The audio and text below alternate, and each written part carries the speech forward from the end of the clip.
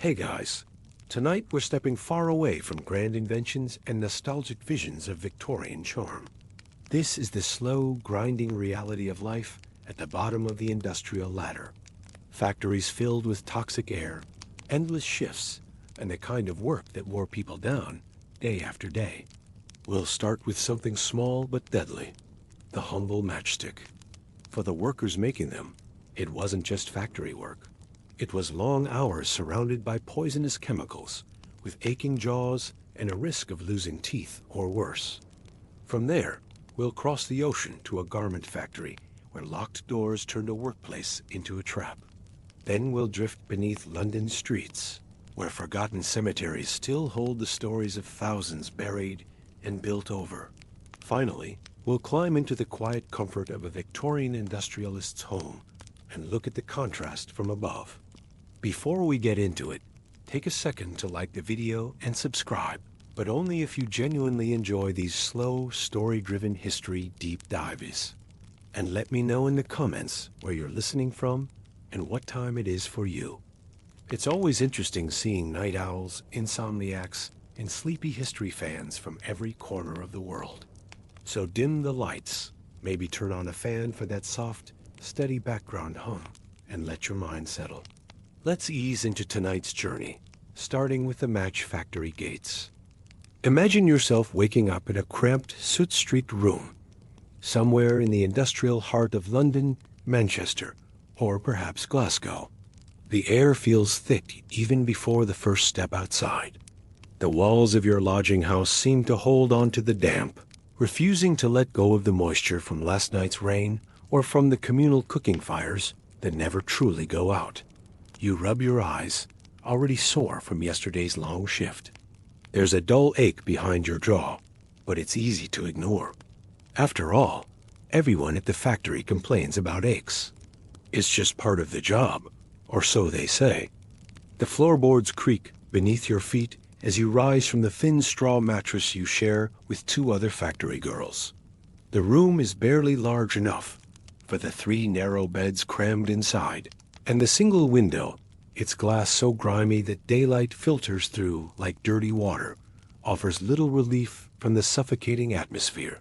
Your belongings fit into a small wooden box tucked beneath the bed, a change of undergarments, a worn prayer book that belonged to your mother, and a small tin containing the few coins you've managed to save. The walls are stained with years of coal smoke and condensation, creating abstract patterns that seem to shift in the dim light. You can hear the stirring of dozens of other workers in adjacent rooms, the communal sounds of poverty and exhaustion beginning another day. The boarding house landlady, Mrs. Whitmore, keeps the heating to a minimum. Coal costs money, and every penny saved on warmth means more profit for her. You dress quickly in the cold, your fingers stiff as you button the same dress you've worn for 3 days running. There's no time for washing, no money for soap, and the communal wash basin downstairs is already crowded with other early risers. Your reflection in the small, cracked mirror above the washstand shows a face that looks older than your 17 years. The phosphorus dust has given your skin a peculiar pallor, and your hair, once a rich brown, now appears dull and brittle from constant exposure to the chemical fumes. As you make your way downstairs, the boarding house reveals its true character. The banister is sticky with grime, and several of the steps sag dangerously under repeated use.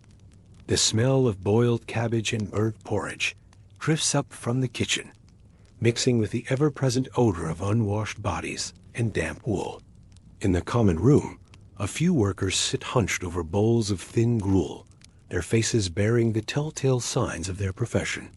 One woman, perhaps 30 but looking 50, covers her mouth with a handkerchief as she eats. You know why. Her jaw has begun to swell, and the smell of infection has started to emanate from her mouth. She's been at the factory for 8 years, and the phosphorus has begun its inexorable work. The breakfast consists of a slice of bread, spread with a thin layer of dripping and a cup of weak tea. The bread is day-old, sometimes older, purchased at a discount from bakers who can't sell their fresh loaves to more prosperous customers, but it fills the stomach, and in your world, that's all that matters. You eat quickly, knowing that tardiness at the factory means docked pay, or worse, dismissal. Around you, other workers do the same, their conversations muted and practical. Talk of sick relatives, unpaid rent, and the ever-present fear of losing work dominates the early morning exchanges.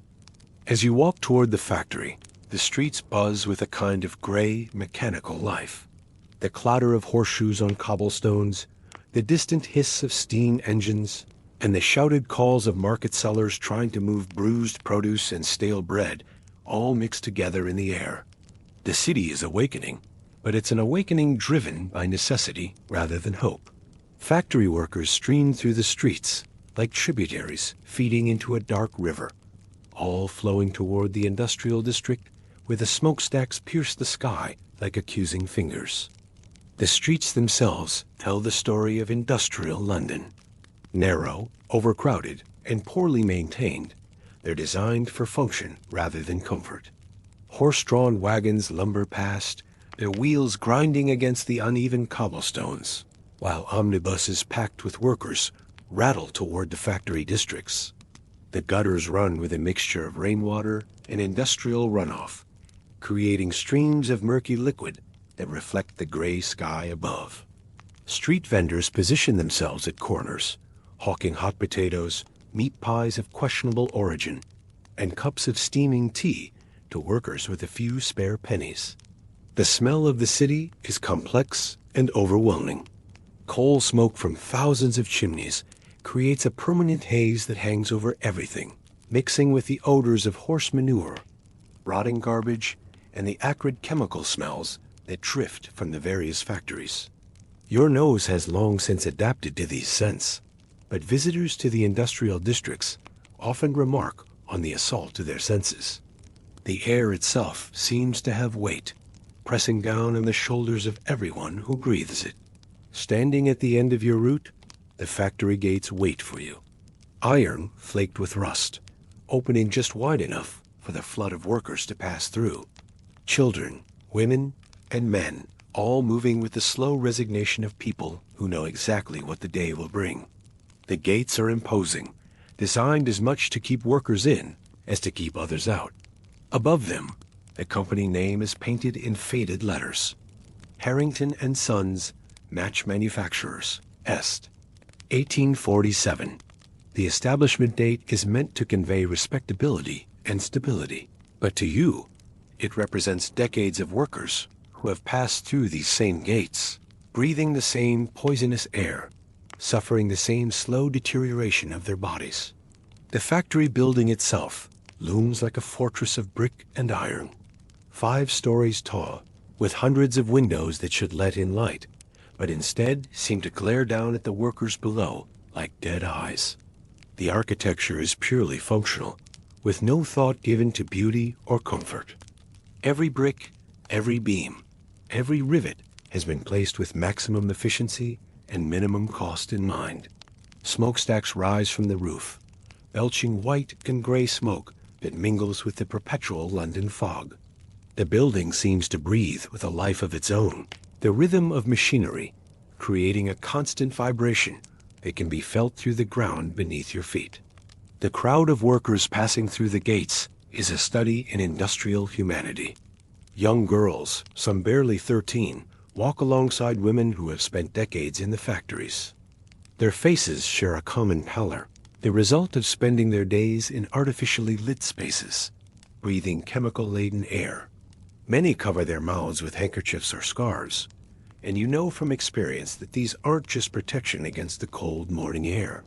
They're attempting to filter out the phosphorus dust that will soon fill their lungs, though the protection is largely ineffective. The foreman, Mr. Jameson, stands near the entrance, his pocket watch in hand. He's a thin man with a perpetual scowl, dressed in a dark suit that marks him as management. His job is to ensure that every worker is accounted for, and that the machinery starts running precisely on time. Late arrivals face immediate wage deductions, and repeated tardiness means dismissal. He barely glances at the faces passing by. To him, You're not individuals but units of production, replaceable parts in the great machine of industrial capitalism. Inside the factory, the air shifts. It's heavier, somehow sweeter, and more metallic all at once. This is the smell of white phosphorus, an essential ingredient for the matchmaking process.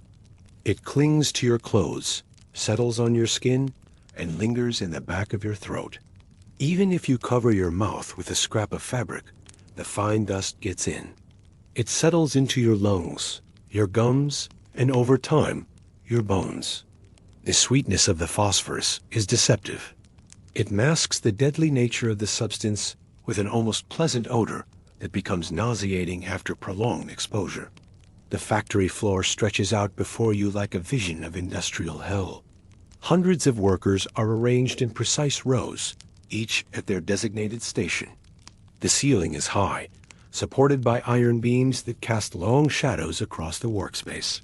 Gas lamps provide illumination, their flickering light creating an atmosphere that seems to shift and dance with the movement of the workers.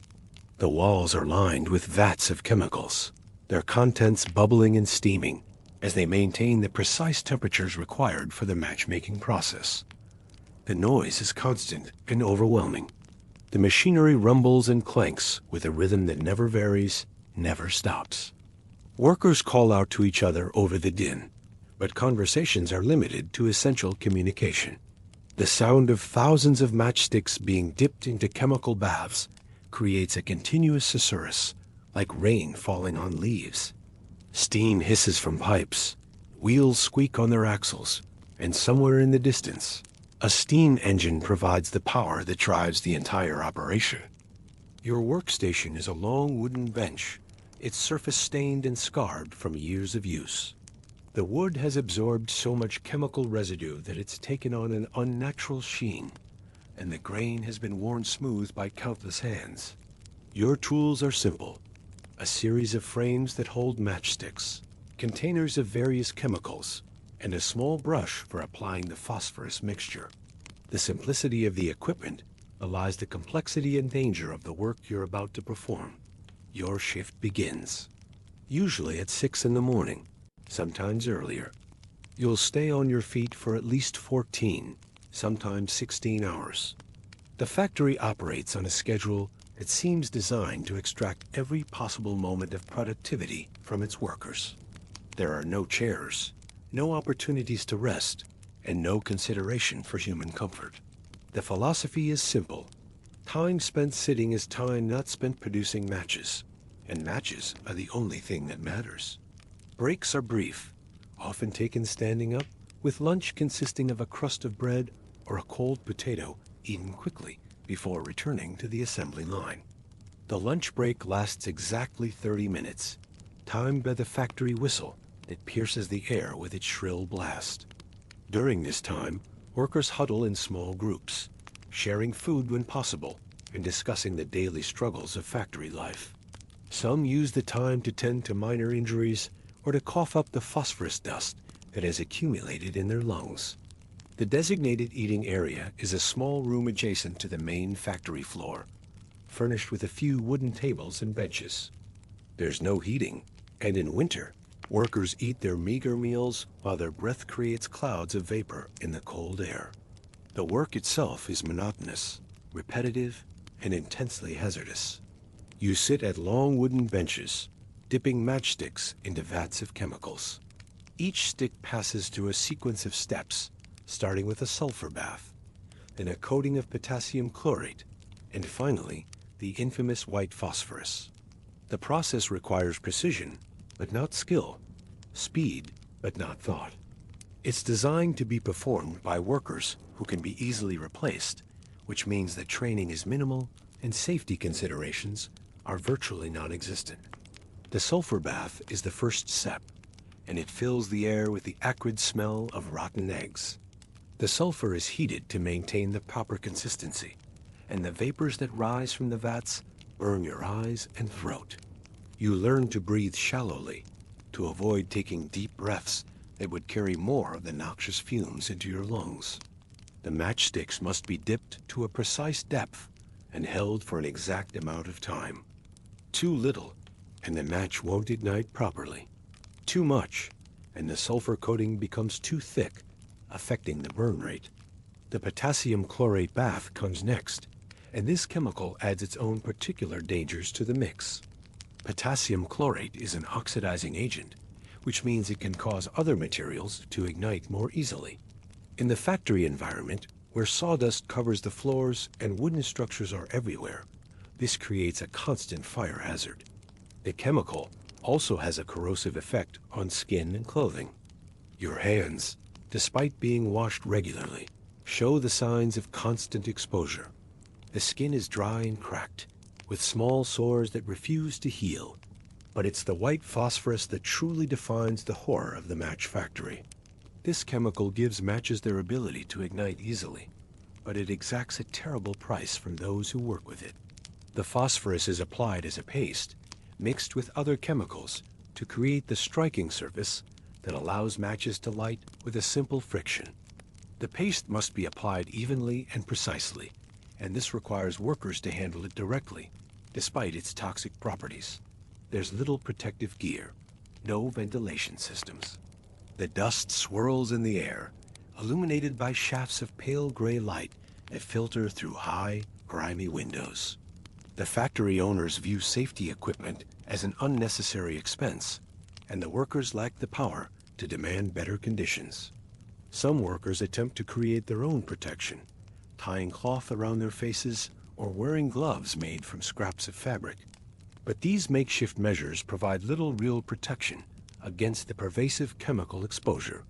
The windows of the factory are positioned high on the walls, ostensibly to provide natural light, but actually to prevent workers from seeing outside during their shifts. The glass is covered with a film of chemical residue and soot, which filters the sunlight into a pale, sickly illumination that seems to leach the color from everything it touches. On rare occasions when the windows are open for cleaning, the contrast between the factory air and the outside atmosphere is startling, highlighting just how toxic the working environment has become. The effects on your health creep in slowly at first. Toothaches, swollen gums, and small sores along your jawline appear. These early symptoms are easy to dismiss as minor inconveniences, the sort of occupational hazards that all factory workers experience. You tell yourself that the pain is manageable, that it's simply the price of earning a living. Other workers share similar complaints, and there's a sense of camaraderie in the shared suffering. You trade remedies and folk cures, though none of them address the root cause of the problem. Over weeks and months, these discomforts deepen into something far more sinister. A condition the newspapers and doctors start calling phossy jaw. The name itself becomes a source of fear among the workers, whispered in conversations, but rarely spoken aloud. The phosphorus begins to attack the jawbone itself, causing swelling, infections, and eventually, in many tragic cases, parts of the jawbone will die and decay. The process is insidious, beginning with symptoms that seem manageable and progressing to a condition that can be fatal. The medical understanding of phosphorus poisoning in the Victorian era was limited. Doctors knew that the condition was related to exposure to white phosphorus, but they had little understanding of the mechanism by which the chemical caused such devastating damage to the human body. Treatment options were primitive and often ineffective. The prevailing medical wisdom focused on treating the symptoms rather than addressing the underlying cause, which meant that workers continued to be exposed to the same conditions that had made them sick in the first place. The smell, for those who experienced it, was unmistakable. Workers began carrying handkerchiefs, not just for dust, but to hide the signs of their illness or mask the scent of their own deteriorating bodies. The odor of infected bone and rotting tissue is something that once experienced is never forgotten.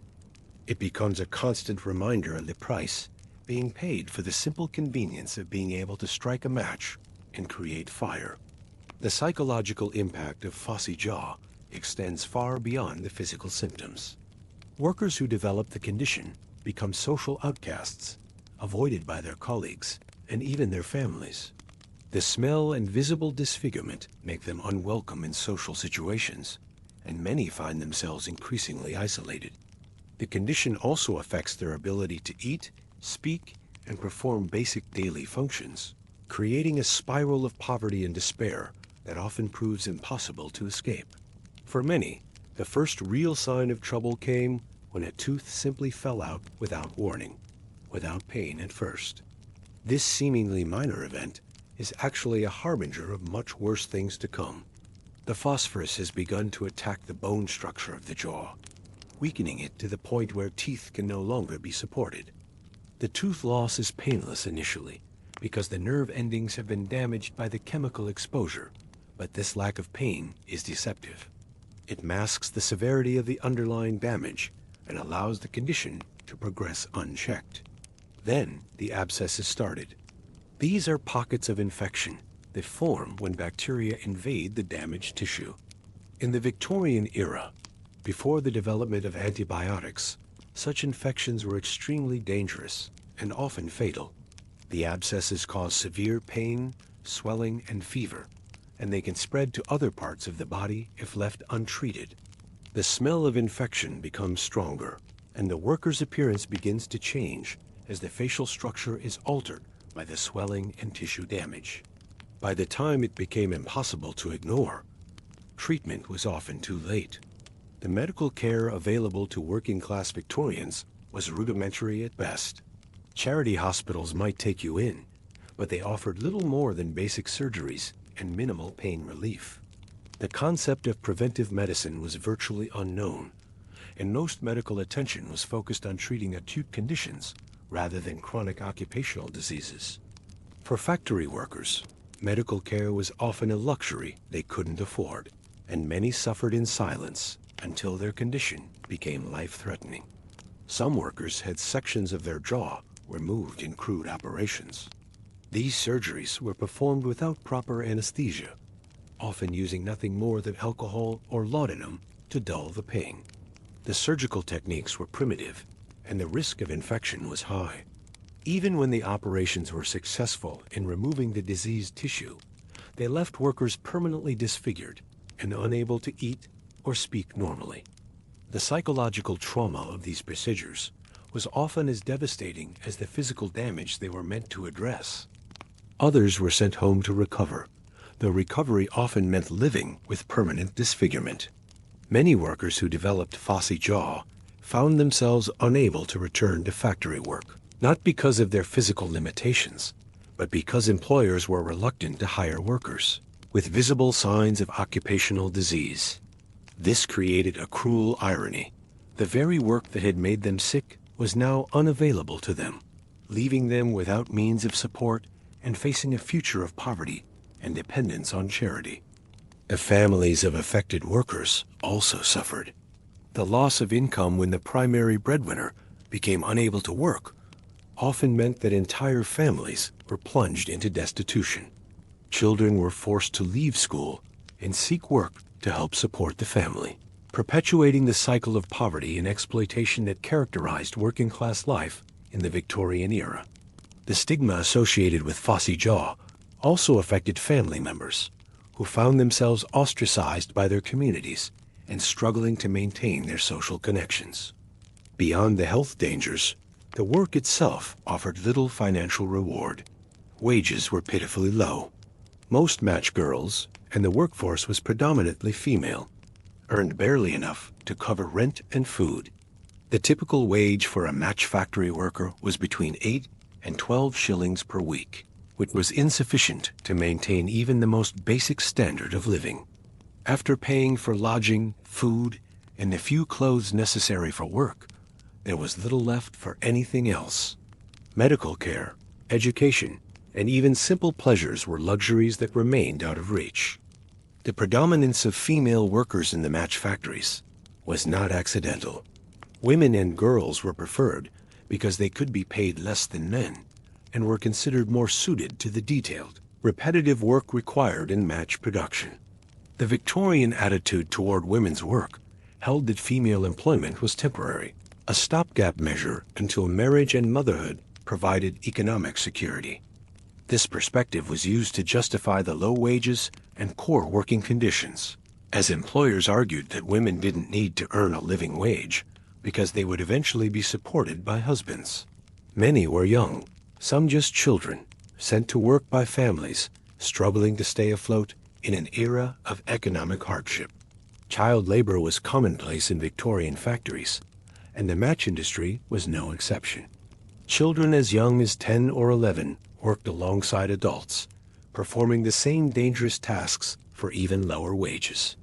The rationale for employing children was economic necessity, both for the families who needed the income and for the employers who could pay children less than adult workers. The working conditions for children were no better than those for adults, and in some ways they were worse. Children were more susceptible to the effects of chemical exposure, and their developing bodies were less able to cope with the physical demands of factory work.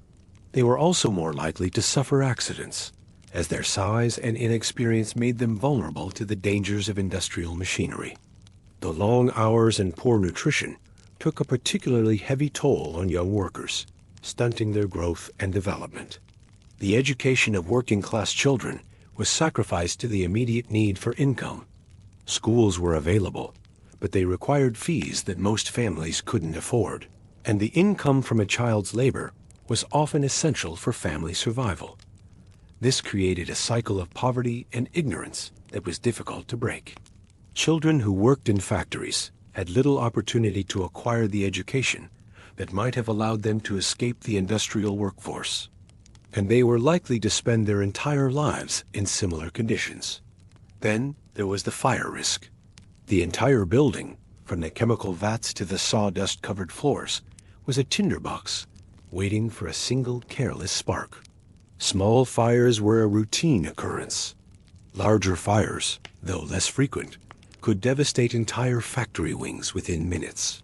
The combination of flammable chemicals, wooden structures, and open flames created an environment where fire was not just possible, but inevitable. The fire prevention measures in Victorian factories were minimal or non-existent. There were no sprinkler systems, no fire alarms, and no organized evacuation procedures. Fire extinguishing equipment consisted of a few buckets of water and sand, which were woefully inadequate for dealing with chemical fires. The narrow staircases and crowded working conditions meant that in the event of a fire, workers would have difficulty escaping quickly. The factory owners viewed fire safety equipment as an unnecessary expense, and the lack of safety regulations meant that they were under no legal obligation to provide it. The psychological impact of working in such a dangerous environment was significant. Workers lived with the constant awareness that a single mistake or accident could result in a fire that might kill or injure dozens of people. This created a persistent state of anxiety that affected every aspect of their lives. Sleep was often disrupted by nightmares about fires, and many workers reported feeling constantly on edge, unable to relax even when away from the factory. The sawdust that covered the factory floors served multiple purposes. It absorbed spilled chemicals and provided some cushioning for workers who stood for long hours, but it also created a significant fire hazard. The sawdust was often soaked with chemical residues, making it even more flammable than normal wood particles. When fires did occur, the sawdust acted as kindling, spreading flames rapidly across the factory floor. The practice of covering floors with sawdust was common in many industries, but in the match factories, it added another layer of danger to an already hazardous environment. The lighting in the factories also contributed to the fire risk. Gas lamps were the primary source of illumination, and these open flames were in constant proximity to flammable materials. The gas supply systems were often poorly maintained, with leaks that created additional fire hazards. Electric lighting was beginning to be introduced in some industries, but it was expensive and not widely adopted in match factories until much later. The combination of open flames, flammable chemicals, and combustible materials created a situation where fires were almost inevitable. Despite all this, workers kept showing up, out of necessity, out of fear of unemployment, and out of the simple, grinding momentum of survival. The Victorian economy offered few alternatives for working-class people, particularly women and children. Factory work, despite its dangers and low pay, was often the only option available.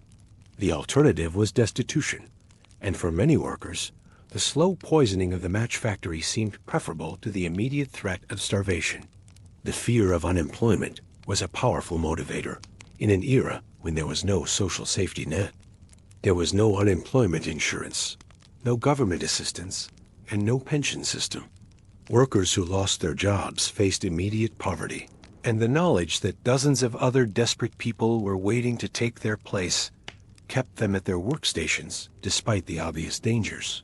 Factory owners exploited this fear, using the threat of dismissal to maintain discipline and prevent workers from complaining about conditions.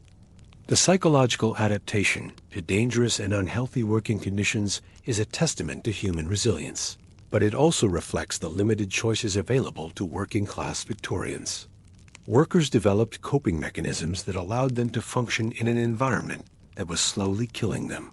They learned to ignore pain, to suppress their fears, and to find small moments of joy and companionship in the midst of their suffering. This adaptation was necessary for survival, but it also made it more difficult for them to recognize the full extent of the injustice they were experiencing. There were strikes, most famously a match girls' strike of 1888, when workers from the Bryant and May match factory in London walked out to protest their conditions. Their courage drew public attention to the horrors of the industry, and over time, small reforms followed. Better ventilation, safer materials, and slightly shorter shifts. The strike was remarkable, not just for its success in achieving some improvements, but for the way it demonstrated that even the most oppressed workers could organize and fight for better conditions. The strike began when the management at Bryant and May attempted to impose fines on workers for various infractions, including talking during work hours and having dirty feet. The workers, led by a group of young women, decided they had endured enough and walked out of the factory. The strike lasted for several weeks and attracted significant media attention, largely due to the involvement of social reformers like Annie Besant, who publicized the workers' plight in her newspaper. The public response to the strike was largely sympathetic, as people learned for the first time about the conditions in the match factories. The image of young women and girls suffering from phossy jaw and working in dangerous conditions for poverty wages captured the public imagination and generated support for the strikers. Donations poured in from across the country, allowing the workers to sustain their strike despite the loss of wages. The strike's success in achieving some of its goals demonstrated that collective action could be effective, even for the most powerless workers. The management at Bryant and May agreed to eliminate the fine system, improve working conditions, and recognize a workers' union. These concessions were modest, but they represented a significant victory for workers who had previously been without any voice in determining their working conditions. The broader impact of the match girls' strike extended far beyond the immediate improvements at Bryant and May. It helped to inspire the formation of other unions and contributed to the growing labor movement in Britain. The strike also increased public awareness of industrial working conditions and helped to build support for legislative reforms. However, the changes that resulted from the strike were limited, and many of the fundamental problems of industrial work remained unaddressed. But for thousands of match workers, those changes came too late. The victims of phossy jaw continued to suffer and die long after the strike had ended. The white phosphorus that had destroyed their bodies remained in use for years after safer alternatives had been identified. The economic interests of the factory owners outweighed the health concerns of the workers, and change came slowly and incompletely. The long-term effects of phosphorus exposure continued to plague former match workers for years after they left the factories. Even those who escaped the most severe symptoms of phossy jaw often suffered from chronic health problems related to their chemical exposure. Respiratory problems, bone disease, and neurological symptoms were common among former match workers, and many died prematurely from conditions related to their occupational exposure. The families of match workers also bore the burden of the industry's legacy. Children of workers who had been exposed to phosphorus often showed developmental problems and health issues that may have been related to their parents. Occupational exposure. The poverty and social isolation experienced by families affected by phossy jaw had lasting effects that extended across generations. As you imagine the rhythm of their lives, the endless dipping of sticks, the coughs that echoed in quiet moments, and the faint chemical sting in the air, it's easy to forget how something as small as a matchstick could carry such an enormous human cost. The simple act of striking a match to light a candle or start a fire represented the culmination of a process that had exacted a terrible price from the workers who made it possible. Each match carried with it the sweat, blood, and suffering of the people who had dipped it in poison and paid for that labor with their health and often their lives. The workers themselves were acutely aware of this contradiction. They produced a product that brought light and warmth to others while working in darkness and cold themselves. They created the means for others to cook their food, while they themselves often went hungry. They made possible the simple domestic comforts that defined middle-class life, while being denied those same comforts themselves. This awareness of the irony of their situation added another layer to their suffering, a sense that their sacrifice was not only unrecognized, but actively ignored by those who benefited from their labor. The match factory workers of the Victorian era were not just victims of industrial capitalism. They were also witnesses to its fundamental contradictions. Their suffering revealed the true cost of the cheap consumer goods that were beginning to define modern life. Their struggles illuminated the gap between the rhetoric of progress and prosperity that characterized the Victorian era and the reality of life for those who made that prosperity possible. The legacy of the match factory workers extends far beyond their immediate suffering. Their experiences helped to shape the modern understanding of occupational health and safety, and their struggles contributed to the development of labor laws and regulations that protect workers today. The reforms that eventually eliminated white phosphorus from match production and improved working conditions in factories were built on the foundation of their sacrifice. Yet even as we recognize their contribution to social progress, it's important to remember that these workers were not abstractions or symbols. They were real people with names, families, hopes, and dreams. They were daughters and sons, mothers and fathers, each with their own story of how they came to work in the match factories and how that work affected their lives.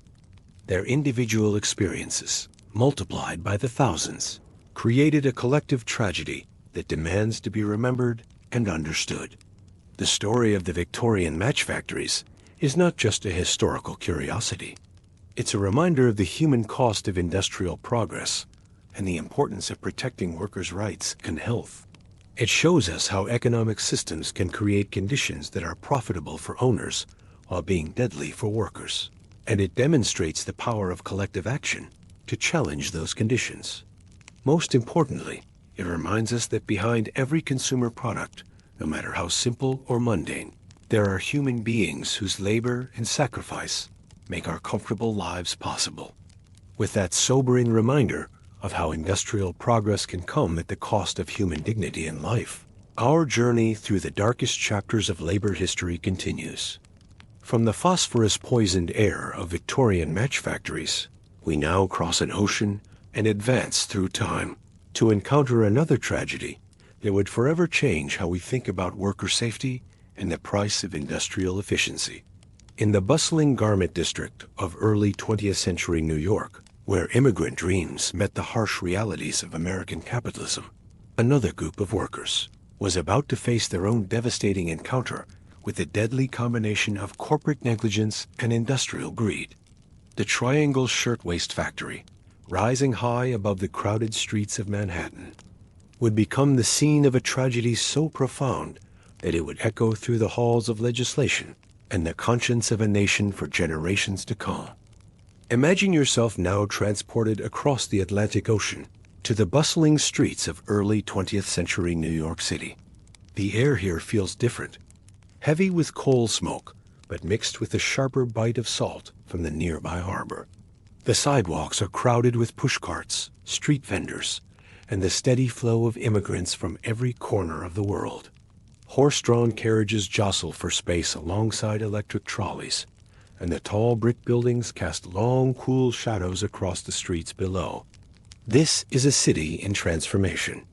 The New York of 1911 pulses with energy and ambition, but also with the grinding desperation of those who have traveled thousands of miles seeking opportunity. The Lower East Side teems with tenements where entire families crowd into single rooms. The smell of cooking cabbage and onions drifts from open windows, mixing with the acrid scent of horse manure and the metallic tang of machinery from the countless factories that have sprouted throughout Manhattan like iron mushrooms after rain. The streets themselves tell a story of contrasts. Fifth Avenue gleams with the carriages of the wealthy, their polished brass fittings catching the morning sun, while just blocks away, children play in alleys where garbage accumulates in corners, and the cobblestones are slick with industrial runoff. This is the Gilded Age in all its contradictory splendor. Immense wealth built on the backs of those who work 16-hour days for wages that barely cover rent and bread. At the corner of Washington Place and Green Street stands a building known as the Ash Building. It's taller than most structures in this part of Manhattan, a modern fireproof building made of brick and steel. At first glance, it seems safe, almost reassuring in its sturdy design. The building rises 10 stories above the street, its windows arranged in neat rows like eyes watching the city below. When it was constructed in 1901, it represented the cutting edge of architectural safety. The walls are thick brick, the floors are reinforced concrete, and steel beams run through its frame like a skeleton designed to withstand almost anything the city might throw at it. But inside, on the upper floors, the atmosphere is anything but comfortable. The Triangle Shirtwaist factory occupies the 8th, 9th, and 10th floors of this building, and from the street, you can sometimes hear the rhythmic clatter of hundreds of sewing machines working in unison, a mechanical symphony that starts before dawn and continues well past sunset.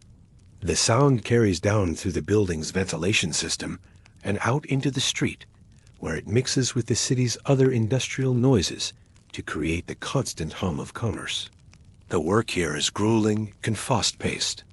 Rows of young women sit shoulder to shoulder at sewing machines, their heads bent low, stitching together the lightweight cotton blouses known as shirtwaists.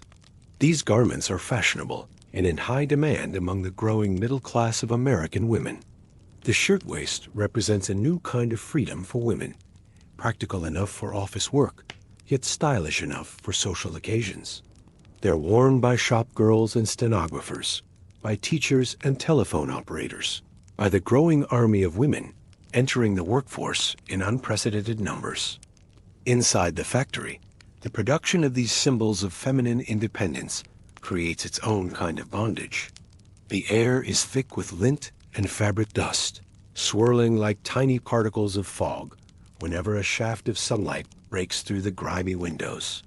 The dust settles on everything: the machinery, the bolts of fabric, the hair and clothes of the workers. It gets into their lungs, making them cough, and into their eyes, making them water. Some of the older women tie handkerchiefs over their noses and mouths, but this makes the work even more difficult in the stifling heat of the upper floors. The women working here are mostly immigrants, many of them Italian and Jewish, and most are still in their teens or early 20s. They come from villages in Sicily and Calabria, from the shtetls of Eastern Europe, from places where opportunities for young women were limited to marriage and motherhood. America promised something different, and for many, the Triangle factory represents their first taste of that promise, however bitter it might be. Their names are Rose Rosenfeld and Fanny Lanzner, Anna Altman and Ida Brodsky. They are Catherine Maltese, who is just 14 years old, and Rosie Friedman, who has been sending money home to her family in Russia for 3 years. They are Providenza Pano, whose parents still speak only Italian at home, and Mary Goldstein, who dreams of saving enough money to attend night school. Each morning, they climb the stairs to the 8th, 9th, and 10th floors, hanging their coats on hooks near their workstations, tying on their work aprons, and settling in for another day of piecework. Their wages are low, often just a few dollars a week, barely enough to cover the cost of a room in a tenement and simple meals of bread, potatoes, and occasionally a bit of meat. Many of the women live together, sharing rooms and pooling their resources to afford better food or to send money to families still in the old country. They tell each other stories during their brief lunch breaks, sharing news from letters received from home, discussing the latest fashions they see in shop windows but could never afford, dreaming of better days ahead. The hours are long, stretching from early morning until well after sunset. During busy seasons, they might work 7 days a week. There are no breaks for rest beyond the brief lunch period. Food is eaten quickly, sometimes at the workstations while the machines continue running. Talking is discouraged, except during breaks. The foremen, mostly men who patrol the aisles between the rows of sewing machines, make sure production stays constant. They carry clipboards and stopwatches, timing how long it takes each worker to complete specific tasks. Those who fall behind face pay docks or worse, dismissal. The factory floor is a maze of obstacles. Baskets of finished goods sit in the aisles, creating narrow pathways between the workstations. Bolts of fabric are stacked high against the walls. Cutting tables occupy the center of each floor, surrounded by piles of fabric scraps and paper patterns. The wooden floors, oiled to reduce dust, have become slippery over time. The aisles between the sewing machine tables are so narrow that workers must turn sideways to pass each other. One of the most troubling aspects of the Triangle factory is its approach to security and control.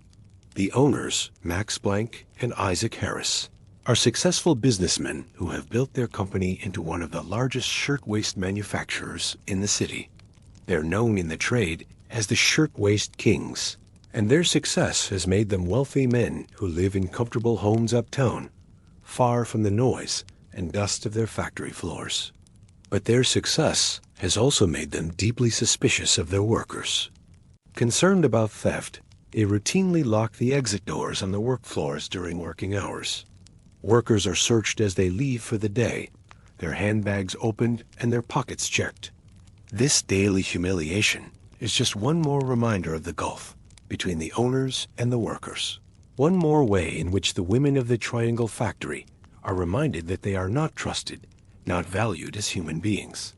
There are only a couple of stairways down to the street, and one is often kept locked.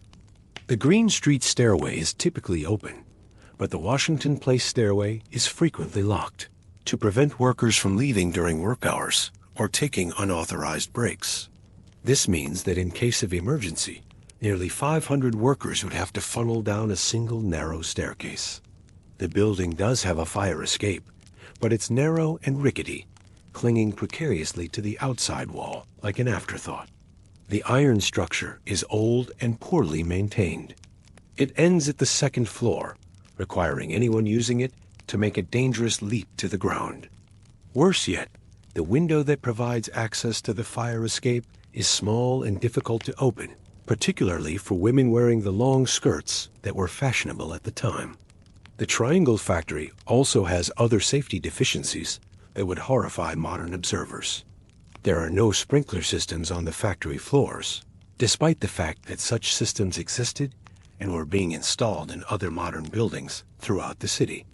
The fire hoses that are supposed to be available in case of emergency are old and rotted, their canvas fabric cracked and brittle from age and neglect. When inspectors later test these hoses, they find that many would have burst under water pressure, rendering them useless in an actual emergency. The standpipe that supplies water to the hoses is inadequate for fighting a serious fire, with insufficient water pressure to reach the upper floors effectively. The floors themselves are cluttered with combustible materials in ways that violate even the minimal fire safety guidelines of the time.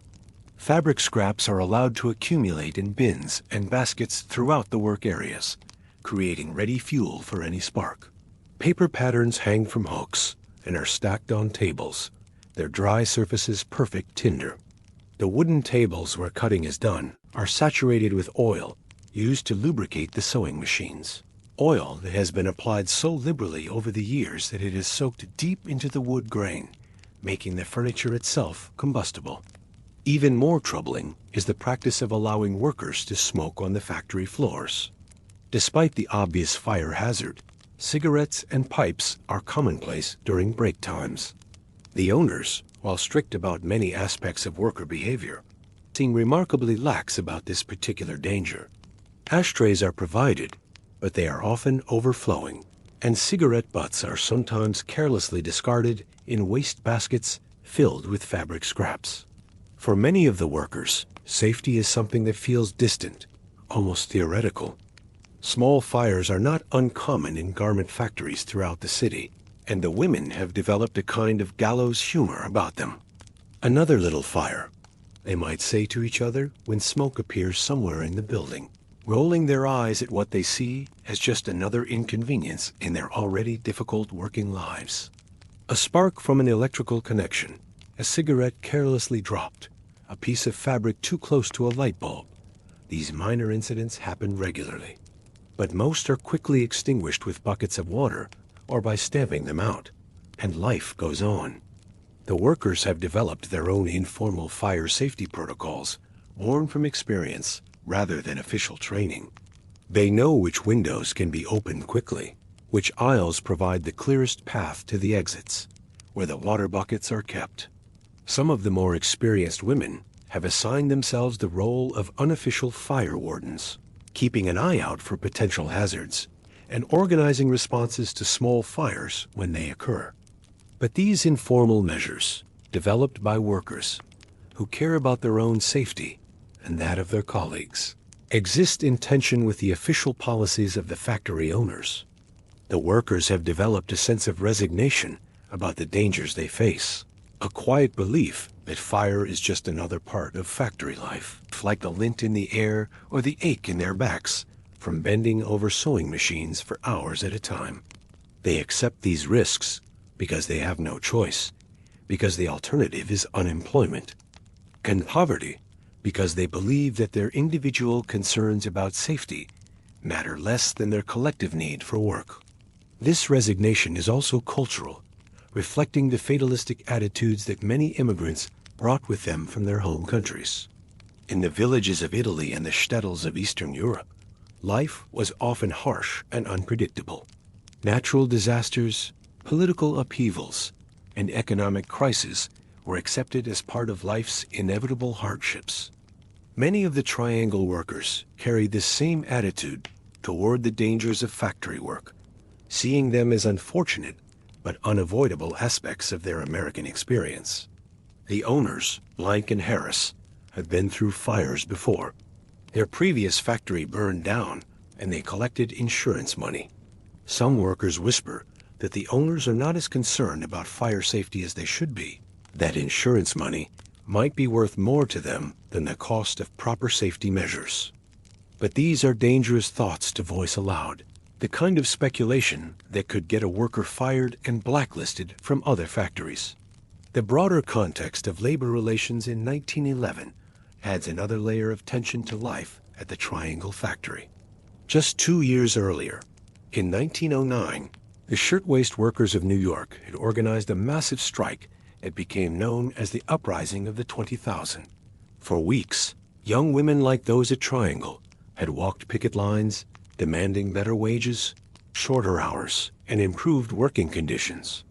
The strike had captured the attention of wealthy society women who supported the workers by joining them on the picket lines and providing bail money when they were arrested. The Triangle factory had been one of the targets of the strike, and Blank and Harris had fought the workers' demands bitterly. They hired strikebreakers, obtained court injunctions, and used every legal and illegal means at their disposal to break the strike. When the strike finally ended, Triangle had agreed to some minor improvements in wages and hours, but had refused to recognize the union or to address most of the safety concerns that the workers had raised. This history of labor conflict creates an atmosphere of mistrust and resentment that permeates the factory floors.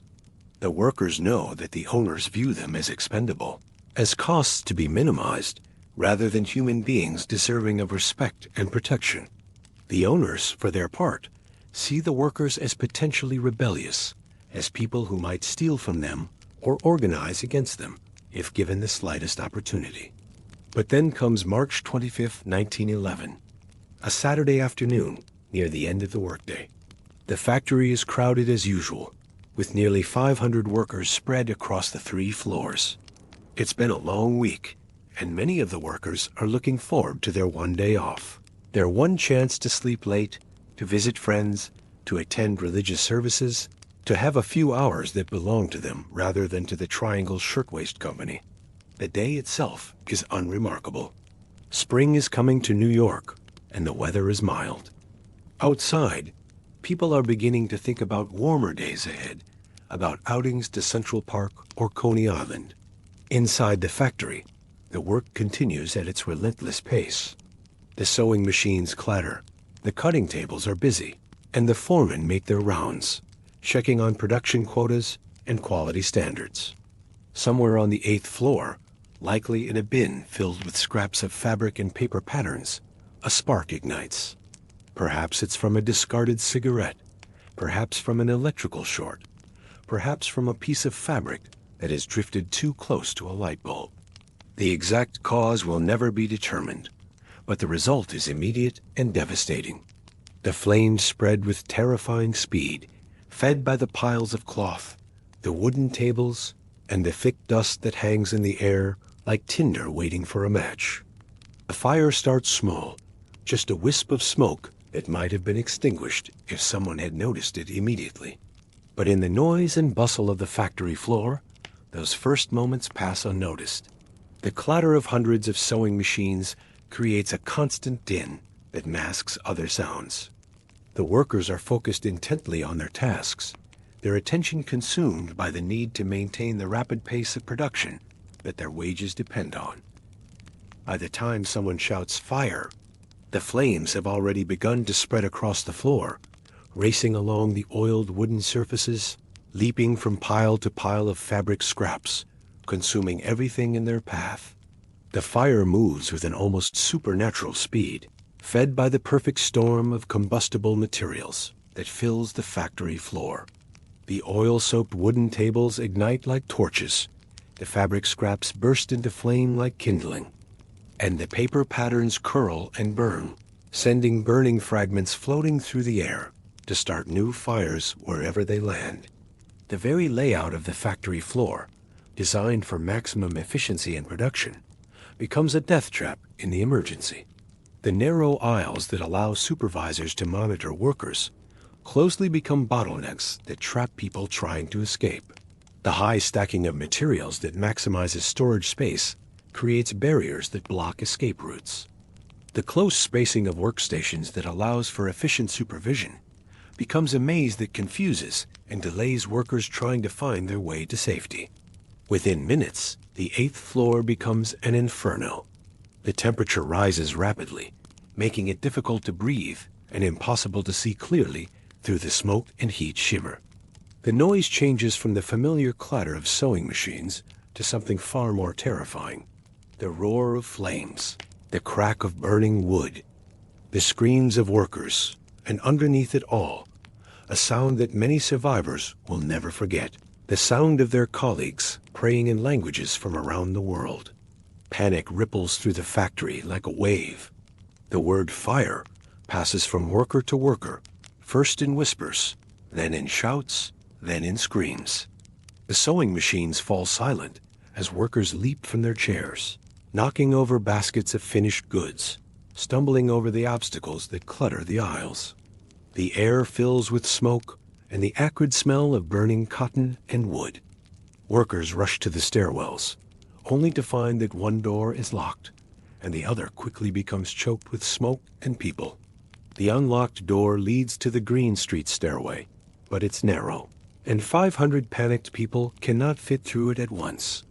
Bodies press against bodies in the growing heat and smoke.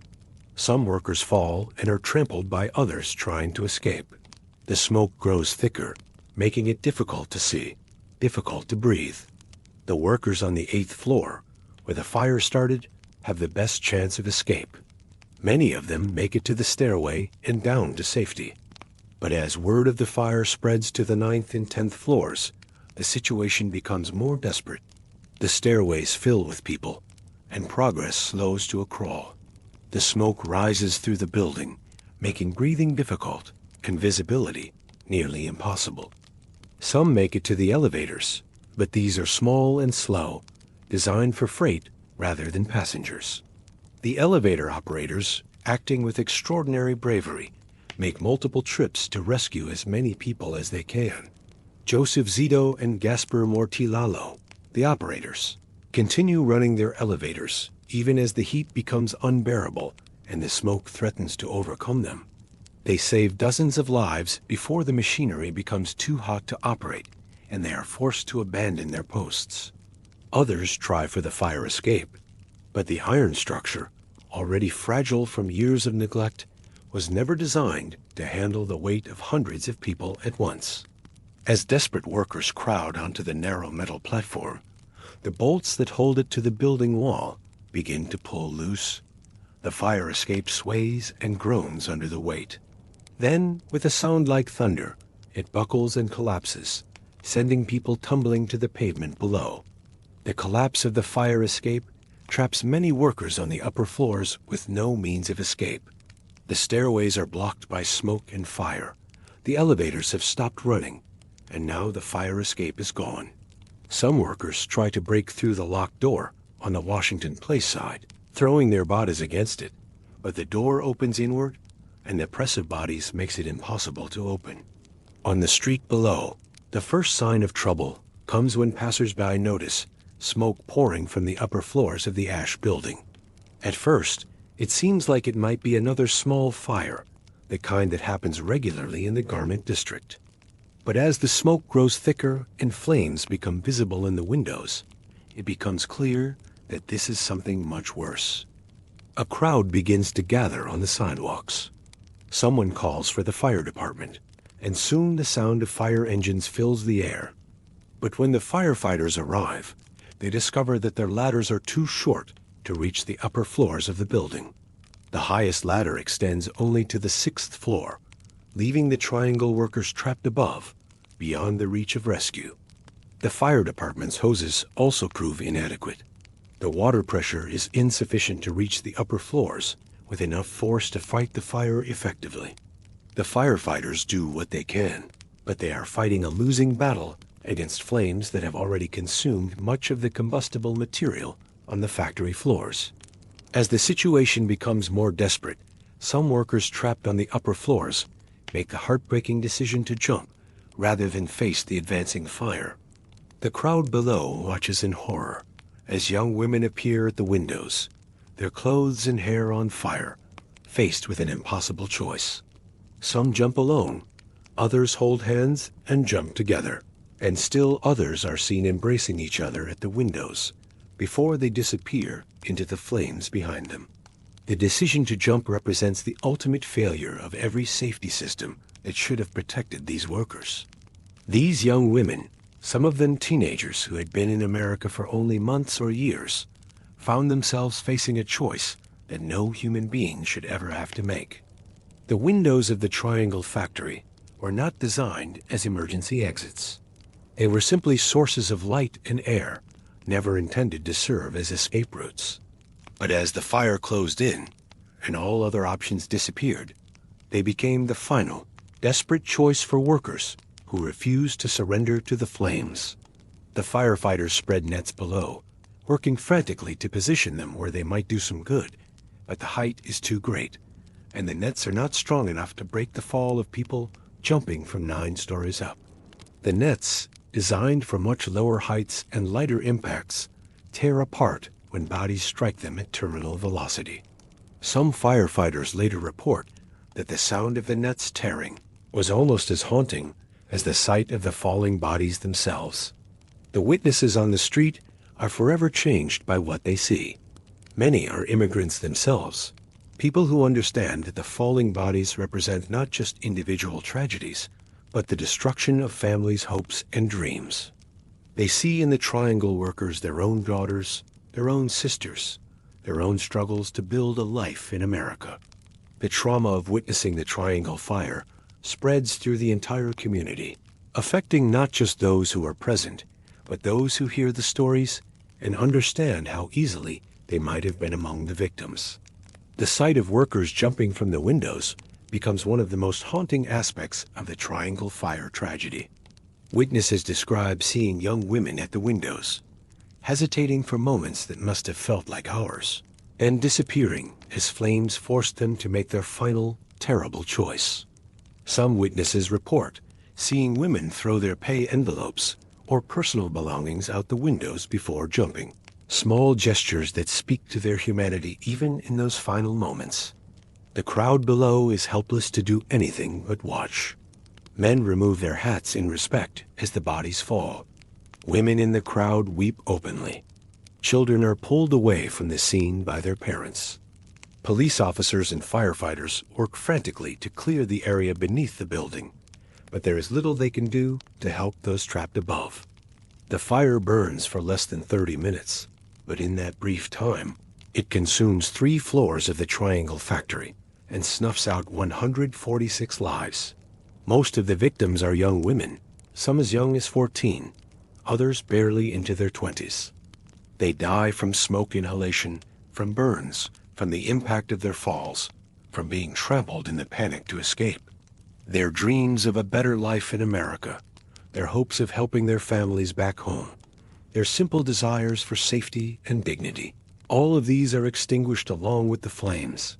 In the aftermath, the scene is one of devastation and grief. Bodies are laid out on the sidewalk, covered with sheets and coats. Family members and friends arrive to search for their loved ones, moving from body to body, hoping against hope that their daughters, sisters, wives, and friends might somehow have survived. The sound of weeping fills the air, mixing with the orders of police officers and the continuing noise of the fire department's efforts to ensure the fire is completely extinguished. The aftermath is filled with grief, outrage, and a growing demand for change. Newspapers across the city and the nation carry the story on their front pages. The headlines are stark and angry. 146 dead in factory fire. Locked doors trap workers. Triangle fire toll notes. The stories that follow are detailed accounts of the tragedy, but they are also indictments of the conditions that made such a disaster possible. Reporters interview survivors, whose accounts paint a picture of systematic negligence and callous disregard for worker safety. Rose Friedman, one of the survivors, describes how she and her sister managed to escape down the Green Street stairway, but how she watched other workers trapped by the locked door on the Washington Place side. "We could hear them screaming," she tells a reporter, "but there was nothing we could do to help them." Other survivors describe the chaos and terror of those final moments. They talk about the smell of smoke, the heat of the flames, the sound of people crying and praying in languages from around the world.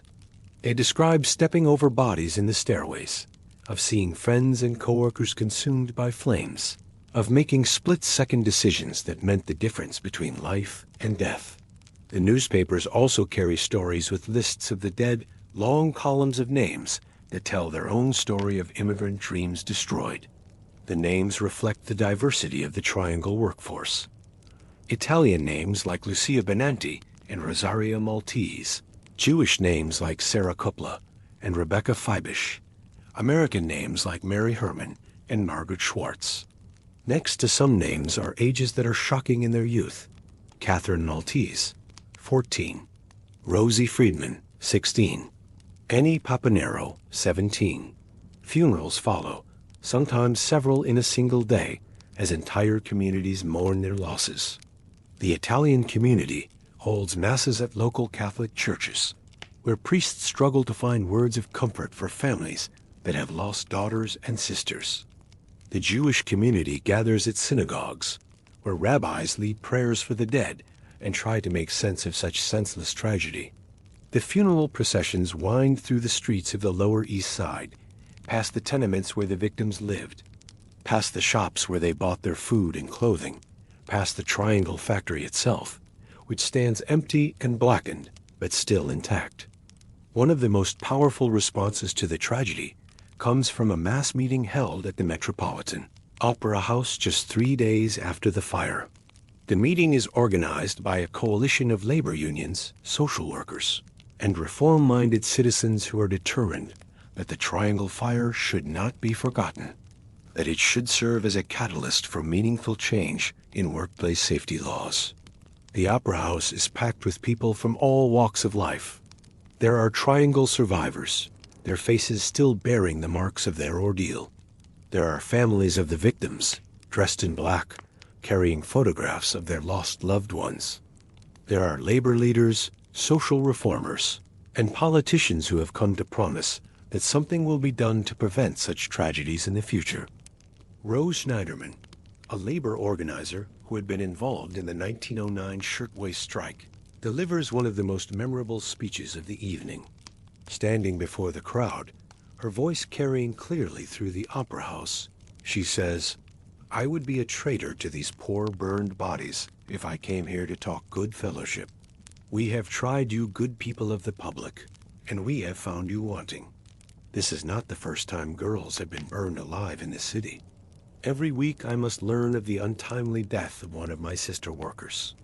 Every year thousands of us are maimed. The life of men and women is so cheap and property is so sacred." Her words capture the anger and frustration that many feel in the wake of the Triangle fire. For years, workers and their advocates have been warning about unsafe conditions in factories throughout the city. They have organized strikes, held rallies, lobbied for legislation, all in an effort to improve workplace safety. But their efforts have been met with indifference or outright hostility from factory owners and their political allies. The Triangle fire becomes a turning point in American labor history. The tragedy is so shocking, so clearly preventable, that it galvanizes public opinion in a way that previous workplace accidents had not. Investigations reveal the appalling safety conditions, not just at Triangle, but at factories throughout the city. The New York State Factory Investigating Commission, established in response to the fire, conducts hearings and inspections that document a systematic pattern of unsafe working conditions. Public pressure builds for legislative action.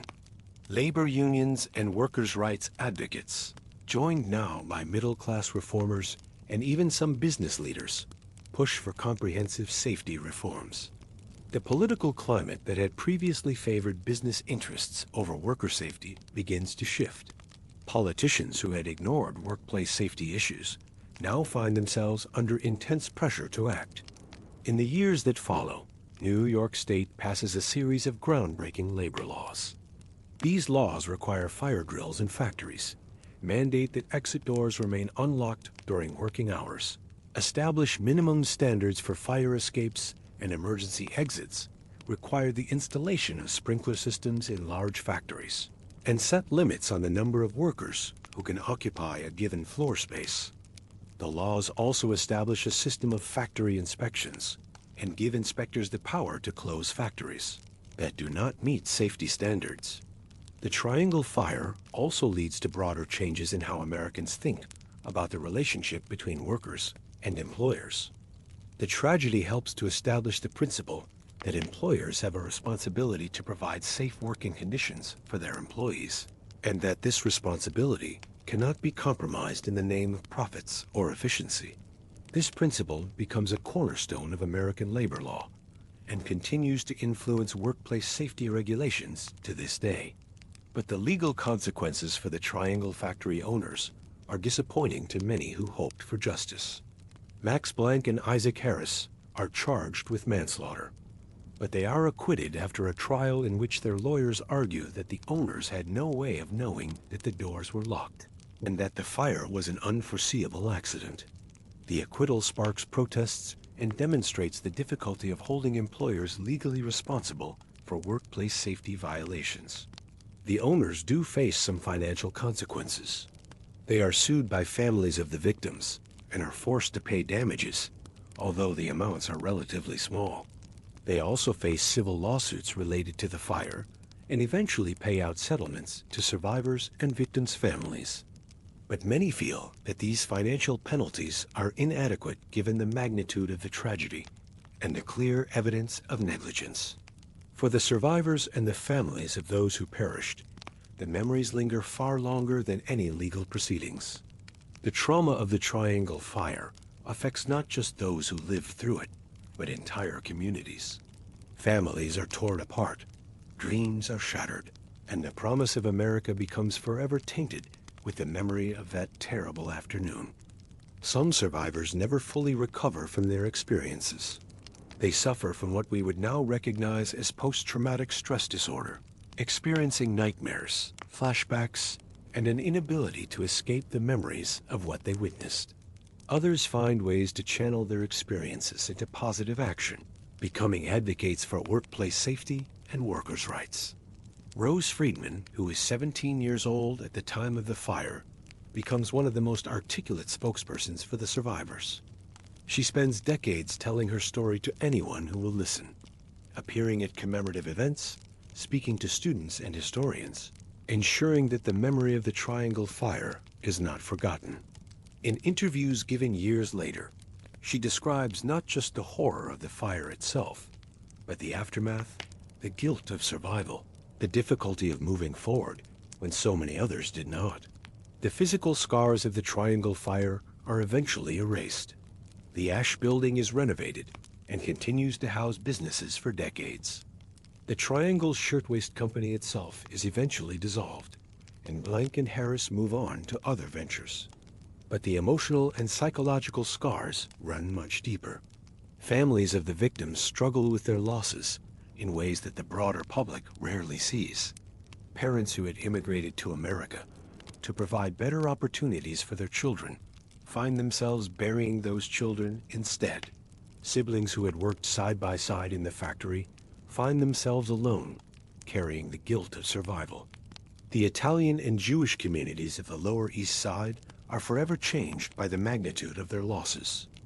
The image of smoke curling from the upper floors, the sounds of sewing machines replaced by screams, and the crackle of flames, and the knowledge that so many lives ended simply because profits were valued above safety. These memories become part of the collective consciousness of American labor. The Triangle Fire becomes a symbol, a rallying cry, a reminder of what can happen when the rights and safety of workers are ignored. The legacy of the Triangle Fire extends far beyond the immediate legislative changes it inspired. The tragedy becomes a touchstone for the American labor movement, cited in countless speeches, referenced in union organizing drives, invoked whenever workers face dangerous conditions. It helps to establish the moral authority of the labor movement and provides a powerful argument for the necessity of unions and government regulation of workplace safety. The Triangle Fire also becomes an important part of the broader story of immigration in America. Most of the victims were young immigrant women who had come to America, seeking opportunity, and had instead found exploitation and death. Their stories become part of the larger narrative of how America has both welcomed and exploited immigrant workers, offering them the promise of a better life, while too often subjecting them to dangerous and degrading conditions. Educational institutions begin to teach about the Triangle Fire as an important event in American history. Students learn about the tragedy, not just as a historical incident, but as an example of the ongoing struggle for workers' rights and social justice. The fire becomes a case study in how economic interests can conflict with human welfare, and how ordinary people can organize to demand change in the face of powerful opposition. Artists and writers also draw inspiration from the Triangle Fire. Poems, songs, plays, and novels are written about the tragedy, each one attempting to capture some aspect of the human cost of industrial capitalism. These artistic works help to keep the memory of the Triangle Fire alive in popular culture, and ensure that new generations learn about the tragedy and its lessons. As we leave behind the streets of early 20th century Manhattan, let's pause for a moment to reflect on the voices of those workers. Their stories continue to shape workplace laws to this day, and their sacrifice serves as a constant reminder that the cost of progress should never be measured in human lives. The Triangle Fire stands as proof that when people demand justice and refuse to accept preventable tragedy, meaningful change is possible.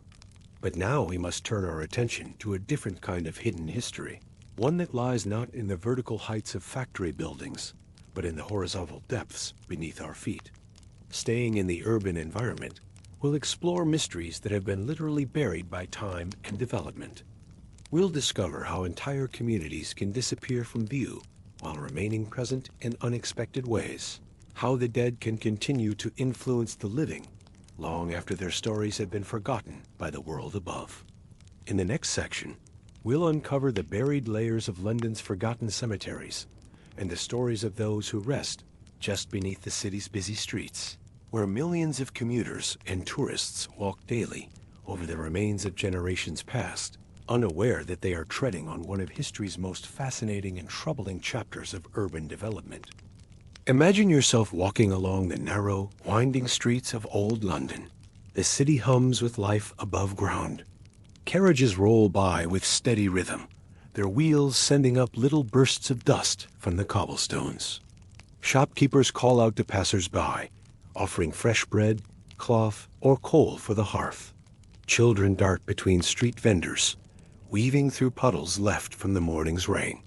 The scent of baking bread mingles with the sharper notes of coal smoke and horse dung, creating that particular London perfume that clings to your clothes long after you've returned indoors. Street musicians position themselves at busy corners, their melodies competing with the constant clatter of iron-shod wheels against stone. Flower sellers clutch tight bouquets of violets and roses, their voices rising above the general din as they promise beauty to anyone willing to spare a few coins. To the casual observer, the city seems to bustle without pause, always leaning forward into the next day. Windows glow warmly in the early evening, revealing glimpses of families gathered around their hearths. Tavern doors swing open and closed, releasing bursts of laughter and the rich aroma of ale. Gas lamps begin to flicker to life as dusk settles over the rooftops, casting dancing shadows across the faces of late workers hurrying home. The rhythm of London pulses through every street, every alley, every crowded marketplace where vendors hawk their wares until the very last customer disappears into the gathering darkness. But beneath your feet lies another London, a quieter, hidden city layered beneath the one you can see. A place of countless resting places, long forgotten by most who now walk above. These are London's old cemeteries, spaces filled beyond capacity centuries ago, and then built over, repurposed, or left to vanish beneath the city's relentless expansion. This underground London holds its own stories, its own population, its own silent geography that maps centuries of life and death, hope and despair, love and loss. The weight of this hidden city presses upward through every footstep. When you pause on a busy street corner, waiting for the traffic to clear, you stand atop layers of human history that stretch back through plague years, through medieval winters, through Roman settlements, through times when this land was nothing more than marshes and ancient forests. The very ground beneath London tells a story of accumulation, of lives lived and ended, of communities that rose and fell, and were eventually forgotten by all but the earth itself. In the earliest days, London's dead were buried close to the living. Churchyards dotted every neighborhood, small sanctuaries of peace amid the chaos of urban life. Tiny, walled spaces filled with crooked headstones and moss-covered crosses, where the weathered stone bore names that time had begun to erase. These burial grounds served as gathering places for the bereaved, quiet corners where widows came to tend graves with careful hands, pulling weeds and placing fresh flowers on mounds of earth that held their husbands, their children, their parents. At first, these burial grounds served small, local communities with a kind of intimate familiarity. Everyone knew everyone, and death was a shared experience that bound neighbors together in grief and remembrance. The local priest knew each family's story, could recite the lineages that connected one grave to another, understood the web of relationships that made each burial a community event. Children grew up playing between the headstones, learning the names of the dead as naturally as they learned the names of the living. The boundary between life and death felt permeable, manageable, contained within the comforting walls of the churchyard. But as the population swelled, especially in the 18th and 19th centuries, these graveyards became dangerously overcrowded. London was transforming from a manageable medieval city into something unprecedented in human history, a true metropolis, drawing people from across England and beyond. Rural families arrived seeking work in the expanding factories. Irish immigrants fled famine and poverty. Merchants and craftsmen established new businesses to serve the growing population. The city's appetite for workers seemed endless, and with each wave of newcomers came the inevitable reality that more people meant more deaths. Graves were dug atop other graves in a macabre archaeology of necessity. The soil grew shallow, and sometimes, with each new rain, the ground would shift in unsettling ways. Coffins that had been buried with ceremony and care found themselves disturbed by newer burials, their occupants displaced to make room for fresh corpses. The careful organization of family plots gave way to desperate improvisation. Gravediggers learned to work quickly and without sentiment, their shovels striking wood and bone with disturbing regularity as they carved out space for the latest victims of disease, accident, or simply the relentless passage of time. The churchyards began to take on an unsettling quality that even the most devout couldn't ignore. What had once been peaceful spaces of reflection became overcrowded, poorly drained areas where the boundary between the sacred and the horrific grew uncomfortably thin. The ground itself seemed unstable, shifting underfoot in ways that reminded visitors that they walked on ground saturated with human remains. Traditional funeral rites became hurried affairs, with barely enough time to speak the necessary words before the next burial party arrived, waiting impatiently for their turn at the graveside. During the worst outbreaks of disease, the burial grounds struggled to cope with demands that exceeded every reasonable expectation. The cholera epidemics that swept through London brought death in numbers that overwhelmed every system designed to handle mortality with dignity and care. Mass graves, sometimes called plague pits, became necessary as individual burials became impossible to maintain. These large excavations represented a kind of surrender to the reality of mass death, an acknowledgement that in times of crisis, the individual ceremonies that normally marked the transition from life to death simply could not be sustained. Coffins were stacked one upon another in deep trenches, creating vertical cities of the dead that descended far below the level of normal burials.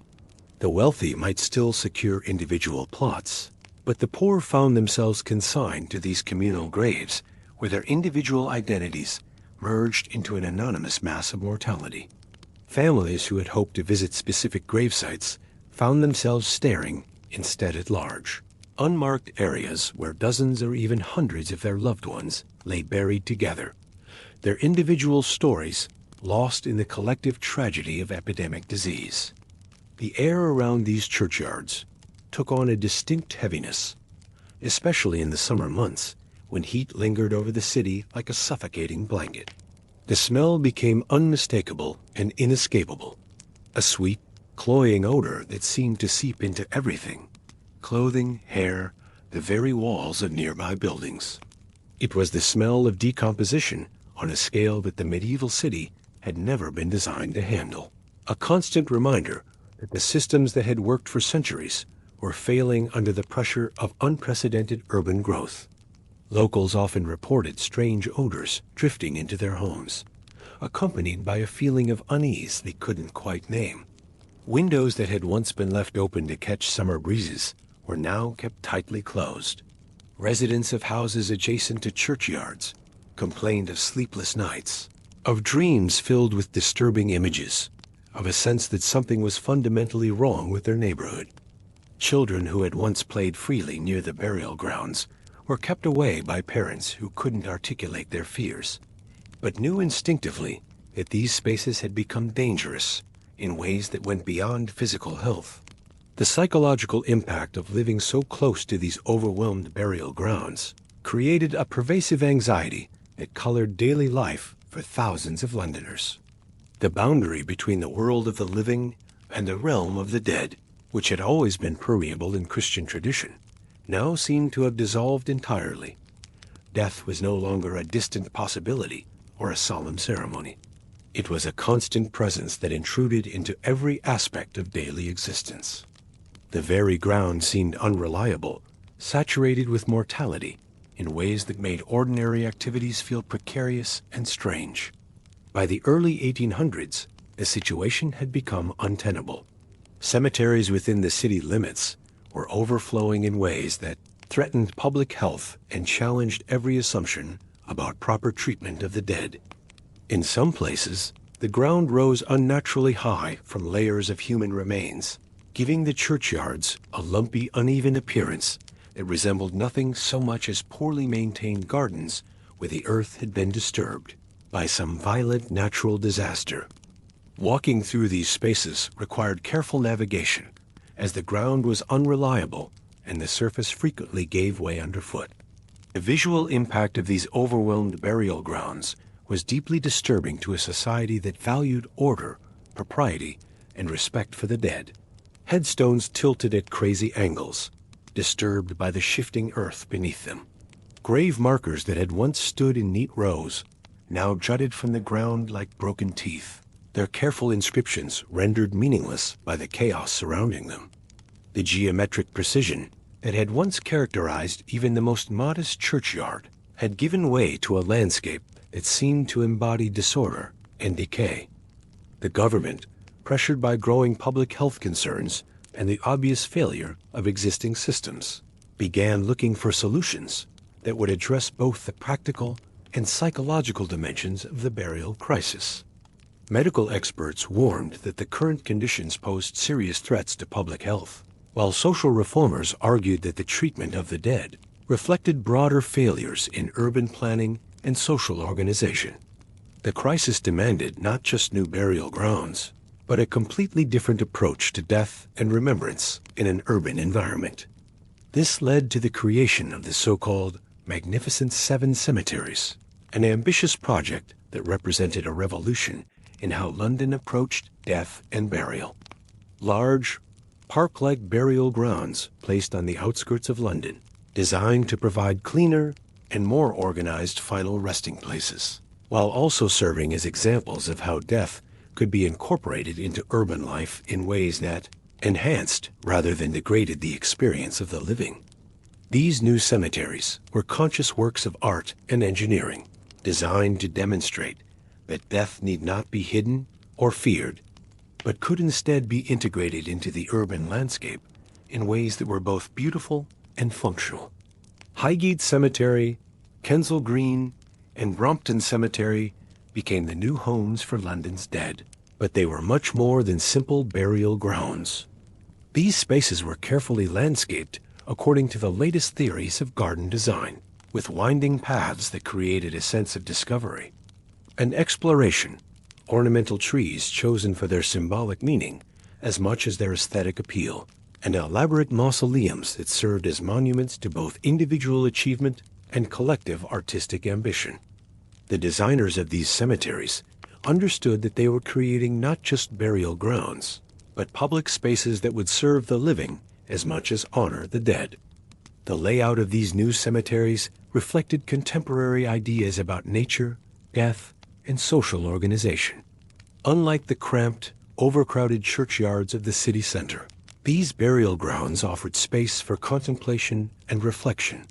Families could purchase individual plots with enough surrounding area to create small gardens, to plant trees that would grow and mature over decades, to create lasting memorials that reflected their particular values and aesthetic preferences. The wealthy competed to commission the most impressive monuments, turning sections of these cemeteries into outdoor sculpture galleries that attracted visitors from across Europe. For a time, these new cemeteries became fashionable places for Sunday walks, where visitors strolled among the monuments, reading inscriptions and admiring the sculptures. The cemetery visit became a form of entertainment that combined education, aesthetic appreciation, and moral reflection in ways that appealed to Victorian sensibilities. Guidebooks were published to help visitors navigate the most interesting graves and monuments. Special tours were organized to highlight the artistic and historical significance of particular memorials. The dead, properly organized and beautifully presented, became teachers for the living. The popularity of cemetery visiting reflected broader changes in how death was understood and experienced in the 19th century. Rather than being hidden away or treated as a source of fear and contamination, death was being transformed into an opportunity for moral education and aesthetic experience. The elaborate monuments and carefully maintained landscapes of the new cemeteries suggested that death could be beautiful, that remembrance could be artistic, that grief could be transformed into something that enhanced rather than diminished human experience. But while the city's wealthier residents moved their burials to these new locations, many of the old inner-city burial grounds remained. The creation of the Magnificent Seven solved the burial crisis for those who could afford the fees and transportation to the new suburban cemeteries. But it did nothing to address the thousands of graves that already existed in the heart of London. These older burial grounds, saturated with centuries of human remains, could not simply be abandoned or forgotten. They represented too significant an investment in urban land, and their locations were too valuable to remain undeveloped indefinitely. Sealed off, grassed over, or eventually built upon, they stayed hidden just below the surface, like archaeological time bombs waiting to be discovered by future generations. The decision to build over these old burial grounds reflected both practical necessity and a kind of collective amnesia about the scale of London's burial crisis. Rather than acknowledging the extent to which the city was built on the bones of its former inhabitants, planners and developers chose to treat the old churchyards as obstacles to be overcome rather than historical sites to be preserved or commemorated. Today, places like St. Mary's Gardens in Southwark or the park near St. George's, Bloomsbury appear as quiet patches of green in the urban landscape, unremarkable spaces where office workers eat lunch, children play on swings, and dog walkers pause to clean up after their pets. But beneath them lie layers of unmarked graves, entire communities of the dead whose individual stories have been lost, but whose collective presence continues to shape the physical and psychological landscape of the city. These spaces maintain a kind of double identity. They function as ordinary public spaces for the living, while simultaneously serving as vast, unmarked cemeteries for the forgotten dead. The transformation of burial grounds into parks and playgrounds represents one of the most striking examples of how cities manage the relationship between past and present, between memory and forgetting, between the claims of the dead and the needs of the living. Children who play football on ground that was once a cholera burial pit participate unknowingly in a form of urban archaeology, their games taking place atop layers of human history that stretch back centuries. The laughter and shouts of play echo above the silent remains of plague victims, creating a kind of temporal conversation between the living and the dead. Sometimes, modern construction projects bring these forgotten cemeteries back into public awareness with a suddenness that can be deeply unsettling for all involved. Workers digging foundations for new buildings occasionally uncover skeletal remains, often packed close together in patterns that hint at the hurried burials of long-past epidemics. The discovery of human remains in what was thought to be an ordinary construction site forces a sudden confrontation with London's buried history, a reminder that the past is never as safely buried as we might prefer to believe. When the London Underground was first being built in the late 19th century, Entire burial grounds were excavated to make way for the tunnels, creating one of the largest archaeological projects in human history. The construction of the underground required the removal and relocation of thousands of bodies, many of which had been buried for centuries in graves that had long since been forgotten or incorrectly mapped. Workers on the underground project found themselves serving as inadvertent archaeologists, uncovering not just individual graves, but entire burial grounds that had disappeared from official records and popular memory. The scale of human remains encountered during underground construction was staggering and sobering.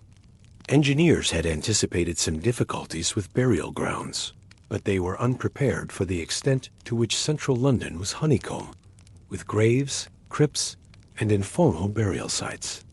The project required not just engineering expertise, but also archaeological sensitivity, legal consultation about proper treatment of human remains, and pastoral care for communities whose ancestors were being disturbed by the demands of modern transportation infrastructure.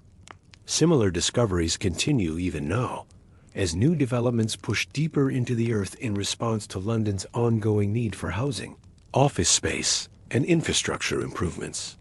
Each major construction project has the potential to uncover burial grounds that had been forgotten for decades or centuries, forcing contemporary Londoners to confront the extent to which their city is built upon the bones of previous generations. These discoveries serve as constant reminders that urban development is never simply about creating new spaces, but always involves a complex negotiation with the accumulated history of human habitation. Forensic archaeologists are often called in to carefully remove and study the remains, bringing scientific rigor to the process of uncovering London's buried past. These specialists work at the intersection of archaeology, forensic science, and historical research, using modern techniques to reconstruct the lives and deaths of people who lived centuries ago. Their work requires not just technical skill, but also cultural sensitivity, as they handle the physical remains of real people whose lives had meaning and value, even if their individual identities have been lost to history. Through their work, we've learned more about the lives and health of ordinary Londoners across the centuries than would ever have been possible through written records alone. The bones tell quiet stories of childhood malnutrition, poorly healed fractures, and the physical toll of hard labor that written histories often gloss over or ignore entirely. Skeletal evidence reveals the impact of industrial pollution on human health, the prevalence of occupational injuries in various trades, and the differential impact of disease and malnutrition on different social classes. The dead, properly studied, become invaluable witnesses to social and economic conditions that affected the living. Their bones tell quiet stories that supplement and sometimes contradict the official histories of London's development. Evidence of rickets in children's skeletons reveals the extent of poverty and poor nutrition in supposedly prosperous neighborhoods.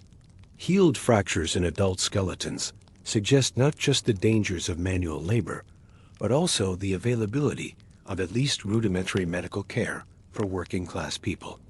Dental evidence provides insights into diet, health practices, and social status that help historians understand how different groups of people lived and died in the rapidly changing urban environment. In some cases, skeletal remains reveal traces of diseases that once swept through the city, leaving their mark not just in written history, but in the very fabric of the human skeleton. Evidence of tuberculosis, syphilis, and other diseases that were endemic in urban populations helps researchers understand the public health challenges that shaped London's development. The bones become a kind of biological archive that preserves information about living conditions, medical practices, and social structures that might otherwise have been lost or distorted by contemporary accounts. The scientific study of London's buried populations has also revealed surprising information about migration patterns, family structures, and social mobility in the pre-modern city. Chemical analysis of teeth and bones can reveal where individuals spent their childhoods, providing evidence of internal migration that supplements genealogical and documentary sources. Genetic analysis can reveal family relationships that help reconstruct kinship networks and inheritance patterns. The dead, studied with appropriate scientific techniques, become sources of information about the living that are often more reliable and comprehensive than contemporary written accounts. Walking through certain neighborhoods today, you might pass a small park, a playground, or even a car park without realizing you're crossing one of these silent resting places. The city moves on above characteristic London urgency, commuters hurrying to catch buses and trains, shoppers navigating crowded sidewalks, tourists consulting maps and guidebooks, all participating in the endless flow of urban life that defines the modern metropolis. The rhythm of contemporary London creates its own kind of music. The hiss of hydraulic brakes, the electronic beeping of pedestrian crossings, the distant rumble of underground trains, the constant murmur of conversation in dozens of languages. Yet beneath this contemporary symphony lies another kind of music, the silence of the dead, the accumulated quiet of centuries of human remains that have been absorbed into the very foundation of the city. This silence is not empty or absent, but rich with the presence of lives that were lived, loved, and mourned. It is a silence that speaks of continuity and change, of the way human communities persist even as individual lives end, of the complex relationship between memory and forgetting that characterizes all urban environments. The city moves on above, never pausing to acknowledge the generations below. Their presence shapes every aspect of contemporary London in ways both subtle and profound. The soil that supports every building, every street, every park has been enriched by centuries of human remains. The very ground of London is a kind of compost heap of human history, a foundation, built not just of stone and clay, but of the physical remains of everyone who ever lived and died within the expanding boundaries of the metropolis. This relationship between the living city and its buried past creates a unique form of urban archaeology that is constantly being written and rewritten. Every new construction project, every renovation of old buildings, every expansion of infrastructure has the potential to uncover new evidence of London's buried populations. The city exists in a constant state of archaeological discovery, with the past regularly intruding into the present in ways that force contemporary Londoners to confront their relationship to history, memory, and mortality. Yet, on occasion, the memory of these spaces resurfaces through the deliberate efforts of historians, archaeologists, and community activists who believe that the buried past deserves recognition and respect. Community groups sometimes campaign to preserve what's left of old burial grounds, placing small plaques or memorial stones as quiet reminders of the human lives that once occupied these spaces. These efforts represent a kind of resistance to the urban amnesia that usually characterizes modern city life, an insistence that the past should not be completely forgotten or erased by the demands of contemporary development.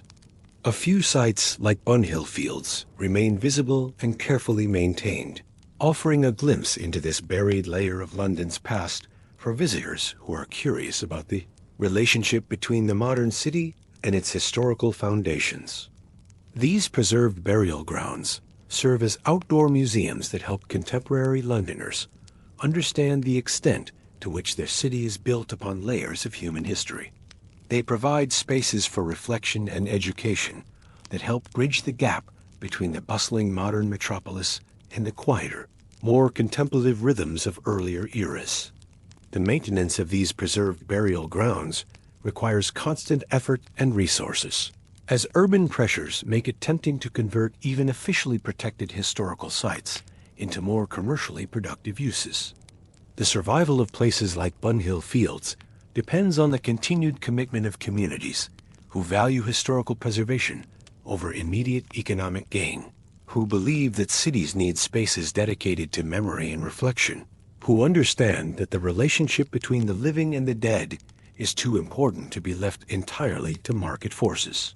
As you picture the streets of modern London, with its red double-decker buses navigating traffic, that includes everything from black cabs to bicycle couriers to electric delivery vehicles, its hurried commuters clutching coffee cups, and mobile phones as they emerge from underground stations, and its endless flow of daily life that pulses through every neighborhood from dawn until well past midnight. It's worth remembering that beneath the concrete and asphalt, entire histories rest in layers of forgotten soil. The rhythm of the living continues above with the characteristic intensity of a global city that never quite sleeps, while the city's earliest inhabitants lie below, woven into the foundations of every building and street corner. This layered quality of London creates a unique urban environment where past and present exist in constant dialogue, even when that dialogue goes largely unrecognized by the people who participate in it daily. Every footstep connects the contemporary pedestrian to centuries of previous footsteps. Every building foundation extends down through archaeological layers that contain evidence of Roman settlements, medieval communities, and early modern neighborhoods. The city exists simultaneously in multiple time periods, with each era leaving its mark on the landscape in ways that continue to influence contemporary life. The forgotten cemeteries represent just one layer of this archaeological complexity, but they may be the most emotionally resonant because they remind us that cities are not just collections of buildings and infrastructure, but accumulations of human lives and deaths, hopes and disappointments, individual stories that collectively create the larger narrative of urban civilization. The buried dead of London are not separate from the living city above. They are part of its foundation, both literally and metaphorically, contributing to the soil that supports contemporary life and the cultural memory that gives the city its distinctive character. The practical implications of building a modern city atop centuries of burial grounds extend far beyond the archaeological curiosities that occasionally surface during construction projects. Engineers and urban planners must constantly navigate the reality that London's subsurface is fundamentally different from that of cities built on virgin land. The soil composition, drainage patterns, and structural stability of the ground itself have all been altered by centuries of human burial. Areas that once served as churchyards often display unique geological characteristics that affect everything from the placement of utility lines to the design of building foundations. Water management presents particularly complex challenges in areas built over former burial grounds. The decomposition of organic matter over centuries has created pockets of soil with different absorption rates and chemical compositions. During heavy rains, water can behave unpredictably in these areas, following paths carved by long dissolved coffins or pooling in spaces where the earth has settled around clusters of graves. Victorian engineers who laid the first sewer systems had to account for these irregularities, creating drainage solutions that worked around rather than through the saturated burial grounds that honeycombed central London.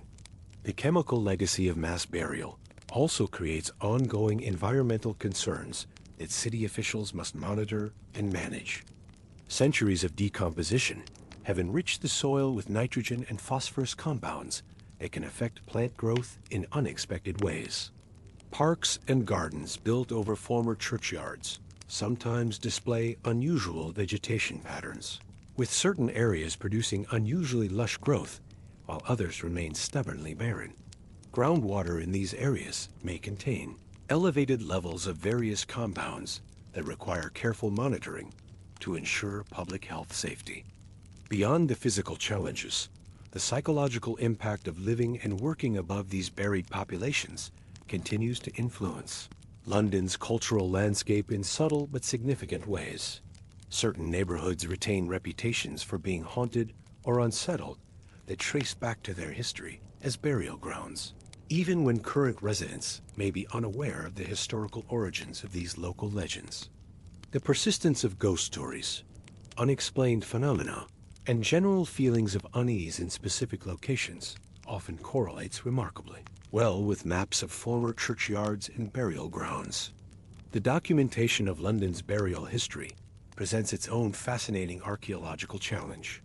Parish records from the medieval period through the 19th century contain thousands of burial entries. But these records are often incomplete, illegible, or stored in archives that remain largely inaccessible to researchers. The names inscribed on surviving headstones represent only a fraction of those actually buried in London's churchyards, as wooden markers, temporary grave markers, and the graves of the poorest residents were rarely recorded in permanent form. Genealogical researchers working on London families frequently encounter the frustrating reality that their ancestors may be buried somewhere beneath the modern city, but the exact locations of their graves have been lost to time and urban development. Family burial plots that were carefully maintained for generations simply vanished when churchyards were closed, built over, or converted to other uses. The emotional weight of this loss extends beyond individual families to encompass entire communities whose collective memory has been literally buried beneath the progress of urban expansion. The religious and cultural implications of building over consecrated ground have created ongoing tensions that reflect broader changes in British society's relationship to traditional Christian beliefs and practices. Many of the burial grounds that were built over or converted to secular uses had been consecrated as holy ground, blessed according to Anglican rites that were supposed to set them apart permanently for sacred purposes. The decision to treat these spaces as ordinary real estate rather than hallowed ground represented a significant shift in how British society understood the relationship between the sacred and the secular, between religious tradition and practical necessity. Some communities have struggled with the theological implications of this transformation for generations. Devout Christians have questioned whether it is appropriate to conduct ordinary business activities on ground that was once consecrated for burial, while others have argued that the pressing need for urban development justifies the repurposing of even sacred spaces. These debates reveal deeper tensions about the role of religious tradition in modern urban life, about the competing claims of the dead and the living, about the extent to which practical necessity should override religious and cultural sensibilities. The international context of London's burial crisis also reveals how the city's experience was part of a broader pattern of urban development across Europe and North America during the 18th and 19th centuries. Paris, Berlin, New York, and other rapidly growing cities faced similar challenges as their populations expanded beyond the capacity of traditional burial practices to accommodate the dead with dignity and safety. The solutions developed in London influenced burial practices across the English-speaking world, while London's planners studied innovations from continental European cities to inform their own approaches to urban cemetery design. The global influence of London's cemetery reforms extended throughout the British Empire, as colonial administrators applied lessons learned in the metropolis to the challenges of managing death and burial in rapidly growing colonial cities. The Park Cemetery model, pioneered in the Magnificent Seven, influenced cemetery design from Sydney to Cape Town, from Toronto to Mumbai, creating a distinctive imperial style of burial ground that combined practical public health considerations with symbolic assertions of British cultural values and aesthetic preferences. Trade networks that connected London to the rest of the world also influenced the city's burial practices in unexpected ways. Expensive hardwoods used for coffins of the wealthy came from colonial territories, while marble for elaborate monuments was quarried in Italy and Greece. The global reach of London's commercial networks meant that even the city's treatment of the dead reflected and reinforced the economic relationships that connected the British capital to distant corners of the world. The artistic and cultural legacy of London's burial crisis can be traced through the literature, visual art, and popular culture of the Victorian era and beyond. Writers like Charles Dickens drew extensively on the imagery and atmosphere of overcrowded burial grounds to create some of the most memorable scenes in English literature. The Gothic horror that pervaded so much. Victorian fiction often drew its power from the very real anxieties that surrounded death and burial in the rapidly changing urban environment. Visual artists found in London cemeteries, both subject matter and inspiration for works that captured the melancholy beauty of mortality and remembrance. The elaborate monuments of the Magnificent Seven provided models for sculptors and architects throughout the English-speaking world, while the atmospheric qualities of overgrown burial grounds influenced painters working in the Romantic and Gothic traditions. The aesthetic of the Victorian cemetery, with its combination of natural beauty and human artistry, became a distinctive cultural contribution that influenced garden design, architecture, and sculpture far beyond the boundaries of burial grounds themselves. Popular culture has continued to draw on London's buried past for stories that explore themes of hidden history, urban mystery, and the persistence of the past in the present. Detective fiction, horror stories, and urban fantasy novels frequently feature discoveries of forgotten burial grounds as plot devices that reveal dark secrets or unleash supernatural forces. These fictional treatments reflect a broader cultural fascination with the idea that the past never truly disappears, that the secrets buried beneath the city's surface will eventually rise to confront the living. The economic dimensions of London's burial transformation reveal how death itself became a commodity in the emerging capitalist economy of the 19th century. The Magnificent Seven cemeteries were not just public health initiatives, but also commercial enterprises designed to generate profits from the business of death and remembrance. Cemetery companies sold burial plots, monument maintenance services, and even guided tours to visitors interested in the artistic and historical significance of their grounds. This commercialization of death created new forms of social inequality that reflected and reinforced the class divisions that characterized Victorian society.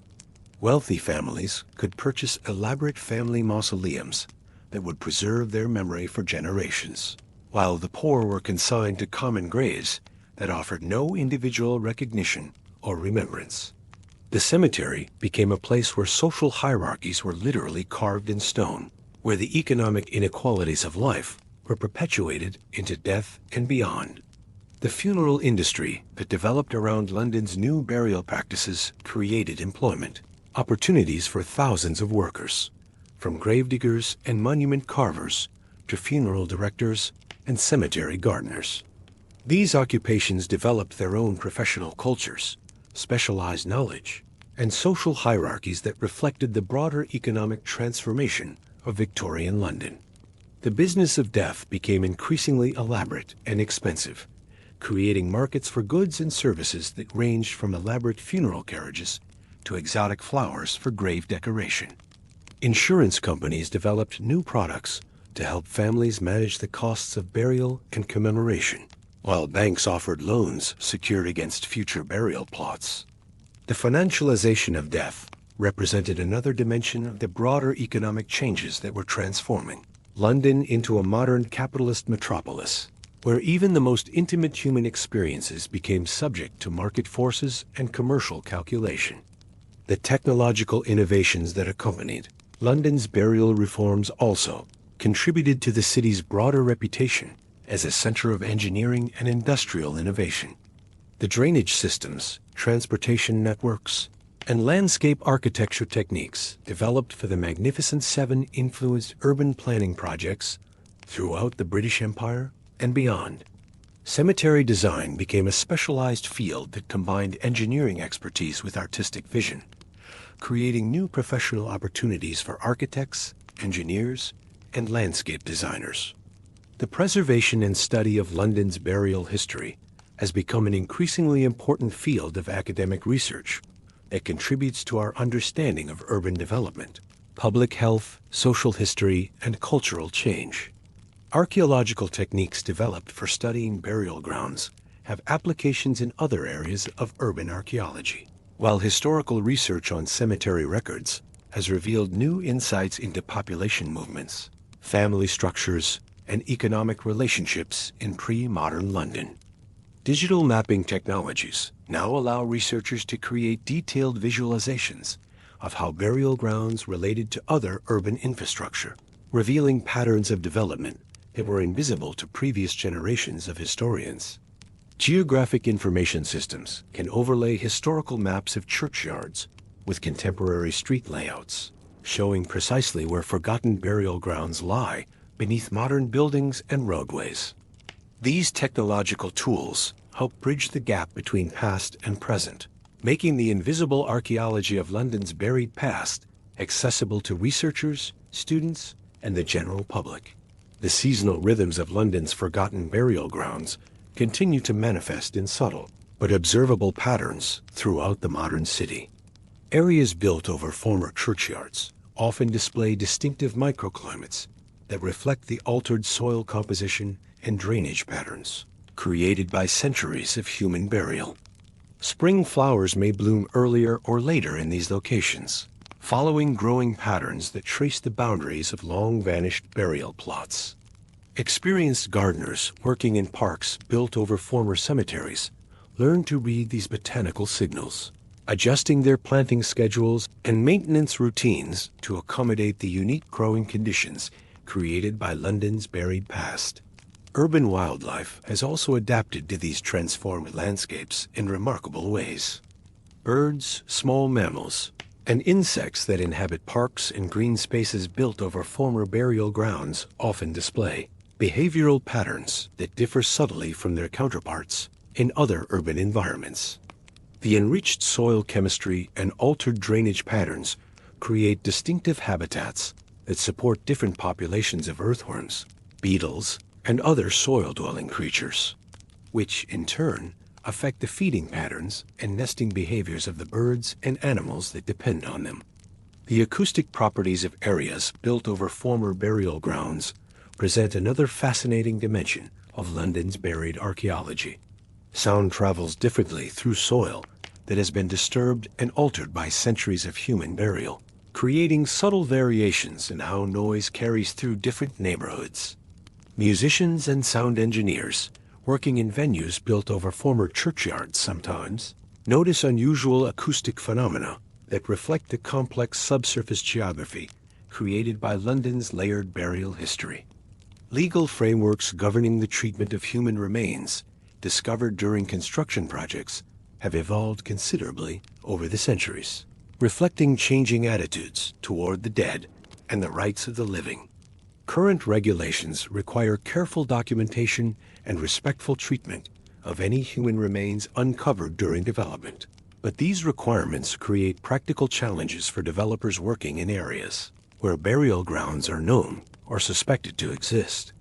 The cost and time required for proper archaeological investigation can significantly impact construction schedules and budgets, creating ongoing tensions between preservation and development.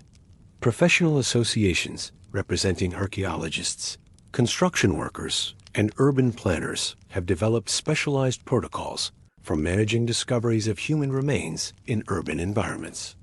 These guidelines reflect decades of experience in balancing the need for respectful treatment of the dead with the practical requirements of modern construction projects.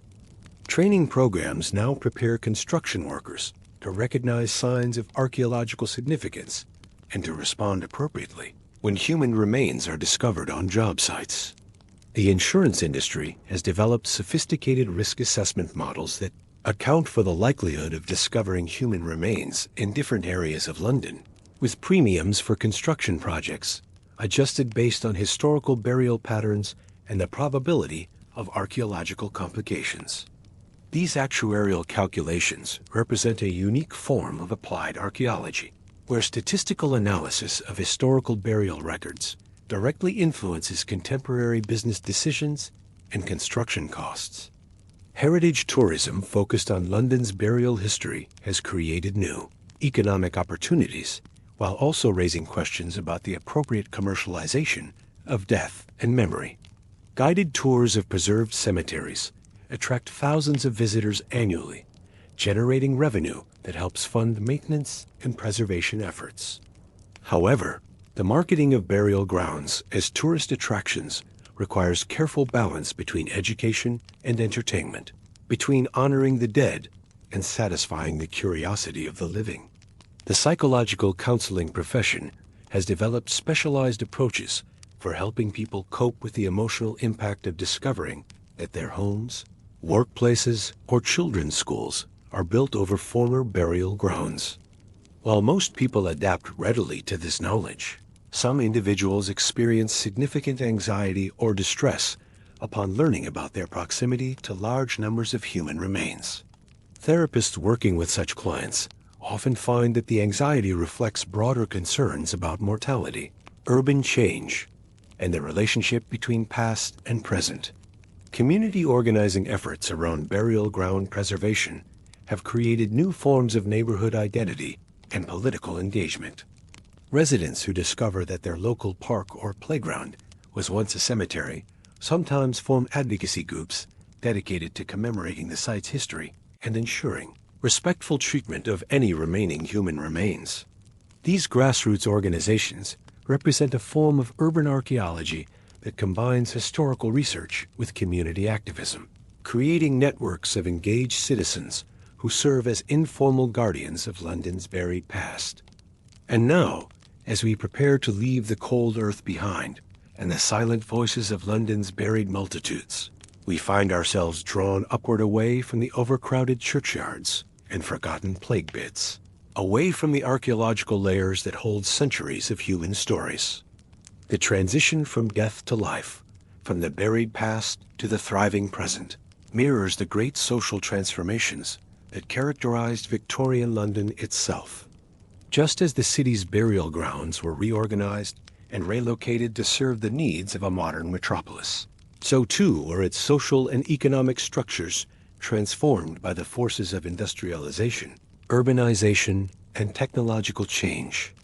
We'll turn our attention now to a different kind of life during the Victorian era. Ascending from the working-class neighborhoods built atop these forgotten burial grounds to enter a world that existed in stark contrast to both the anonymous masses of the dead below and the struggling workers who labored in the factories and workshops above. This time, we'll rise from the buried poor and the industrial laborers to step into the carefully ordered world of the industrial elite. Those who profited most dramatically from the social and economic changes that were transforming London into the heart of a global empire built on steam, steel, and human ambition. In our final segment, we'll explore the daily routines, private spaces, and quiet contradictions that defined the lives of Victorian industrialists. These were men who inhabited a world of remarkable opulence and privilege, who moved through exclusive private clubs and luxurious domestic spaces, who commanded vast business enterprises and wielded enormous social influence. Yet theirs was also a world haunted by an ever-present awareness that their wealth and status were built on foundations as unstable as the burial grounds beneath London's streets.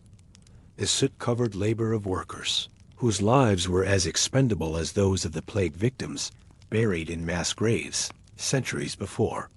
The journey from London's buried dead to its industrial elite represents one of the most dramatic social transitions in human history, a movement from the collective anonymity of mass burial to the individual prominence of industrial wealth, from the democratic equality of death to the sharp hierarchies of Victorian capitalism. It is a transition that reveals both the possibilities and the contradictions of urban modernity, both the creative energy of industrial civilization and the human costs that made such energy possible. Now, let's imagine a different part of Victorian London. Far from the crowded tenements and factory floors, you find yourself standing before a grand townhouse or perhaps a spacious country estate. The air feels cleaner here, the streets wider and lined with neatly trimmed hedges. Gas lamps cast a softer, steadier glow along these avenues. The sidewalks are quieter, interrupted only by the occasional carriage passing by, carrying someone dressed in tailored wool and polished leather. This is the world of the Victorian industrialist, a world shaped by power, influence, and wealth that flows like a river through every aspect of daily existence. These streets tell a different story than those we've witnessed before. Here, the cobblestones are swept clean each morning by municipal workers. paid from taxes levied on properties worth more than most will earn in a lifetime. The very air seems thicker with privilege, perfumed not with the acrid smoke of factory chimneys, but with the subtle fragrances of imported flowers arranged in window boxes, and the lingering scent of expensive tobacco from gentlemen's clubs. The townhouses themselves stand as monuments to industrial success. 5 stories tall, their facades are constructed from Bath stone that gleams pale yellow in the morning sun. Wrought iron balconies curve gracefully from French windows on the 2nd floor, adorned with gas lanterns that never flicker or fail. The front steps, worn smooth by countless polished boots, lead to doors painted in deep burgundy or forest green, their brass fixtures polished to mirror brightness by servants who rise before dawn to tend to such details. Inside these homes, the architecture speaks of permanence and prosperity. The entry hall soars 2 stories high, its walls lined with oil paintings depicting pastoral scenes that bear no resemblance to the industrial landscape that funds their purchase. A grand staircase curves upward, its banister carved from imported teak. Each baluster turned by craftsmen whose names will never be recorded, but whose skill supports the weight of generations. Climbing toward bedrooms filled with furniture that costs more than a factory worker's annual wages. Their homes are decorated with heavy drapes, imported carpets, and furniture crafted from dark mahogany. But this description barely captures the overwhelming richness of these interiors. The drapes are not merely heavy, but woven from silk brought by ship from the Orient, their deep burgundy and gold patterns telling stories of trade routes that stretch across oceans. They hang from floor to ceiling, gathered with golden cords thick as a man's wrist, blocking out not just light, but any reminder of the world beyond these privileged walls. The carpets beneath your feet tell their own tales of empire and exploitation. Persian rugs with intricate patterns that took skilled weavers months to complete now cushion the steps of men who have never considered the hands that created such beauty. Turkish runners line the hallways, their deep blues and rich reds providing pathways through rooms that could house entire families from the neighborhoods where factories stand. Each thread represents hours of labor, each pattern a tradition passed down through generations of craftspeople whose names the industrialists will never know. Marble fireplaces stand in nearly every room, each one topped with carefully arranged ornaments or family portraits. These are not simple hearths, but architectural masterpieces carved from Carrara marble, their mantels supported by columns that would not look out of place in a Roman villa. The fireplaces themselves are fed by coal brought from Welsh mines, the same black fuel that powers the factories, and blackens the lungs of workers who extract it from deep beneath the earth. Atop each mantel, ornaments from every corner of the empire find their places. Ivory elephants from India, jade figurines from China, silver candlesticks crafted by artisans in Birmingham, whose workshops operate in the shadow of larger industrial concerns. The family portraits that grace these mantels deserve particular attention. Painted by artists whose talents are reserved for those who can afford their fees, these images capture not just faces, but the very essence of industrial aristocracy. The men stand with one hand resting on a globe or a stack of leather-bound ledgers, their expressions conveying the quiet confidence of those who shape the world through commerce and industry. Their wives sit in elaborate gowns that require the labor of dozens of seamstresses, their children arranged around them like small accessories to success, already being groomed for lives of privilege that will be built on the same foundations of industrial might. Chandeliers hang from high ceilings, their crystals catching the light and scattering it across walls covered in patterned wallpaper. These are not modest lighting fixtures, but cascading waterfalls of cut crystal, each piece individually crafted and positioned to create specific patterns of light.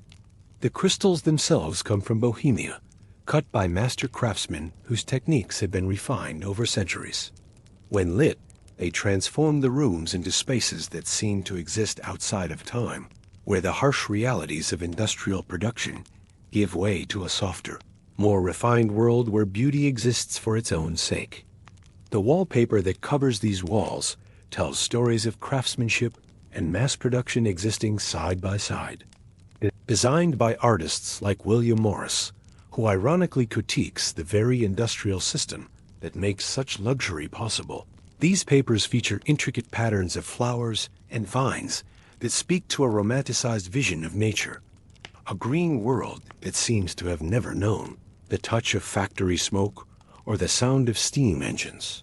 The printing of such papers requires precise machinery and skilled workers, yet another layer of industrial production hidden beneath the surface beauty. The floors beneath your feet creak softly with each step, but the sound is muted, almost as if the house itself knows to remain quiet and dignified. These floors are works of art in themselves, constructed from hardwoods imported from distant forests. Oak from English estates, mahogany from the Caribbean, teak from Burma. Each plank has been carefully selected, aged, and fitted by master carpenters whose skills represent generations of tradition. The creaking is not a sign of weakness, but of seasoning, of wood that has learned to move with the rhythms of the house, expanding and contracting with the seasons in a quiet symphony that only those who live within these walls ever hear. Persian rugs of exceptional quality cover significant portions of these floors, not merely for decoration, but as symbols of the global reach of British commerce. These rugs have traveled thousands of miles, carried by camel caravans across deserts, loaded onto ships that navigate treacherous seas, all to grace the floors of homes in London's finest neighborhoods. Each rug represents not just artistic achievement, but a complex web of trade relationships, currency exchanges, and colonial influence that extends British power into the most remote corners of the world. The morning routine in such a household unfolds with clockwork precision, orchestrated by a staff whose efficiency would impress any factory foreman. Breakfast is served promptly, but this simple phrase conceals a complex operation that begins hours before the family wakes. In the basement kitchen, cooks who earn more than factory workers, but far less than the value they create, begin their day before dawn. The range, fed by coal that arrives by the cartload, must be lit and brought to proper temperature.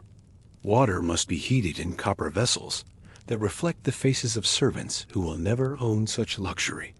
A silver tray offers tea, toast, and perhaps a boiled egg or two, but this modest description hardly captures the ritual that surrounds the morning meal. The tea has traveled from plantations in Ceylon or India, picked by hands that work under conditions that would shock those who sip it from delicate porcelain cups. The silver service itself represents hours of labor by craftsmen who understand the malleability of precious metals, who can coax gleaming surfaces from raw ore through techniques that combine artistry with precision. The toast comes from bread baked in the early morning hours, made from flour that has been ground in mills, powered by the same steam technology that drives the industrial machinery elsewhere in the city. The butter, churned on farms that supply the growing urban population, arrives fresh each morning, carried by vendors who make their rounds before the streets fill with the day's traffic. Even the eggs, seemingly simple, represent a supply chain that connects rural farmers with urban consumers, a system of transportation and commerce that depends on the same railroad, networks that carry raw materials to factories and finished goods to markets. Newspapers wait on the table, filled with reports of market prices, shipping schedules, and news from distant colonies. These papers themselves are products of industrial innovation. The printing presses that produce them represent the latest in mechanical engineering, capable of producing thousands of copies with speed and precision that would have been unimaginable just a generation earlier. The paper is made in mills that process wood pulp through chemical treatments, the ink mixed from compounds that arrive from chemical factories, the distribution managed through networks of vendors and postal services that connect every corner of the empire. The content of these newspapers reveals the global scope of industrial influence. Cotton prices from American plantations, sugar futures from Caribbean colonies, tea market fluctuations from Indian estates, shipping schedules for vessels that carry British manufactured goods to markets worldwide. Each number, each percentage, each brief report represents the labor of thousands, the movement of vast quantities of raw materials and finished products, the rise and fall of fortunes built on industrial speculation and colonial extraction. The industrialist sits near the window, reading with practiced focus, his eyes scanning columns of numbers that represent not just profit margins, but the difference between prosperity and poverty for countless families. Business letters are opened with silver letter openers that slice through wax seals, revealing correspondence from associates in Manchester, Birmingham, Glasgow, from agents in India and Australia, from partners in enterprises that span continents. Each letter brings news of opportunities seized or lost, of markets opening or closing, of technologies that might revolutionize production or render current investments obsolete. Appointments reviewed include meetings with fellow industrialists, consultations with bankers who manage the flow of capital that keeps the industrial machine, running sessions with lawyers who navigate the complex legal frameworks that govern commercial enterprise, conferences with engineers who design the machinery that transforms raw materials into finished goods. The schedule itself reflects the complex web of relationships that sustain industrial prosperity, connections that extend far beyond the immediate neighborhood to encompass networks of influence that shape policy and practice across the empire. Decisions for the day are quietly weighed, but each choice carries consequences that ripple outward like stones thrown into still water. A decision to expand production might mean employment for dozens of families, but also longer hours and more dangerous working conditions. A choice to invest in new machinery might increase efficiency, but render skilled workers obsolete. An agreement to accept a contract might bring prosperity to shareholders, but require cost reductions that inevitably affect wages and working conditions. Behind the scenes, a team of servants keeps the household running smoothly, but this phrase barely hints at the complex hierarchy that governs domestic life in such establishments. The butler, occupying a position of considerable responsibility, manages not just the day-to-day operations of the household, but the intricate social protocols that govern interactions between family members, guests, and staff. His knowledge extends far beyond the proper way to serve dinner, to include understanding of the family's business interests, social obligations, and personal preferences. Housemaids clean the rooms with attention to detail that would satisfy the most demanding factory inspector. They understand that a single misplaced ornament or inadequately polished surface might reflect poorly on the entire household. Their work begins before dawn and continues long after the family retires, maintaining standards of cleanliness and order that create the impression of effortless perfection. These women, often recruited from rural areas where opportunities are limited, find themselves in positions that offer steady employment, but require them to navigate complex social boundaries that separate their world from that of their employers. Footmen stand ready to answer the door, but their responsibilities extend far beyond this simple task. They serve as intermediaries between the household and the outside world, screening visitors, delivering messages, accompanying family members on errands that might take them into parts of the city where their safety or social standing could be compromised. Their uniforms, tailored to project an image of household prosperity, mark them as representatives of industrial success, even as their wages remind them of their place in the economic hierarchy. Cooks work in the basement kitchen preparing the next meal, but their domain represents a complex operation that rivals any commercial establishment. The kitchen itself is equipped with the latest innovations in domestic technology, ranges that provide precise temperature control, mechanical devices that reduce the labor required for food preparation, refrigeration systems that extend the life of perishable ingredients. The meals they prepare reflect not just culinary skill, but knowledge of global trade networks that bring exotic spices from distant colonies, rare wines from European vineyards, delicacies that transform dining from mere sustenance into expressions of cultural sophistication. After breakfast, it's time for work, though not the kind done by laborers on factory floors. The distinction is crucial, for while both industrialist and worker engage in activities that contribute to economic production, the nature of their labor differs in ways that extend far beyond simple physical demands. The industrialist's work involves decision-making that affects entire enterprises, manipulation of capital that can create or destroy fortunes, negotiations that shape the direction of technological development and social change. The industrialist travels by private carriage or later by motorcar to an office in the city, and this journey itself deserves careful attention. The carriage, custom-built by craftsmen who understand the needs of wealthy clients, provides not just transportation, but a mobile expression of social status. The horses, selected for their appearance as much as their performance, are groomed and maintained by specialists who understand that the quality of the animals reflects the status of their owner. The driver, dressed in livery that marks him as an employee of the household, navigates streets that become increasingly crowded and chaotic as the carriage moves from residential neighborhoods toward the commercial heart of the city. The journey takes him past the very neighborhoods where his factories operate, though rarely does he stop to notice the conditions there.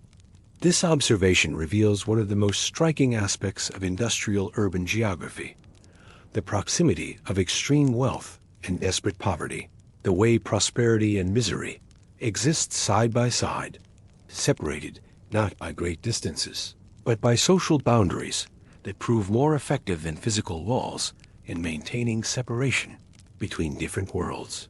From the windows of his carriage, if he chose to look, the industrialist might observe the morning routines of those whose labor supports his comfortable lifestyle.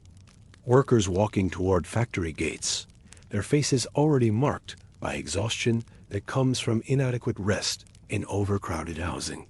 Children who should be in school, instead heading toward workplaces where their small hands can perform tasks that adults cannot manage.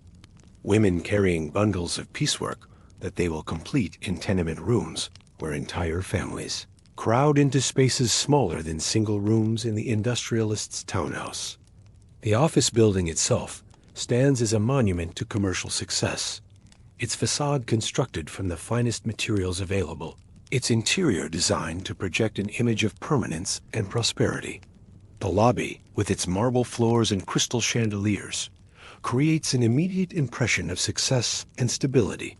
Elevators, representing the latest in mechanical innovation, carry visitors to upper floors where the serious business of industrial management takes place.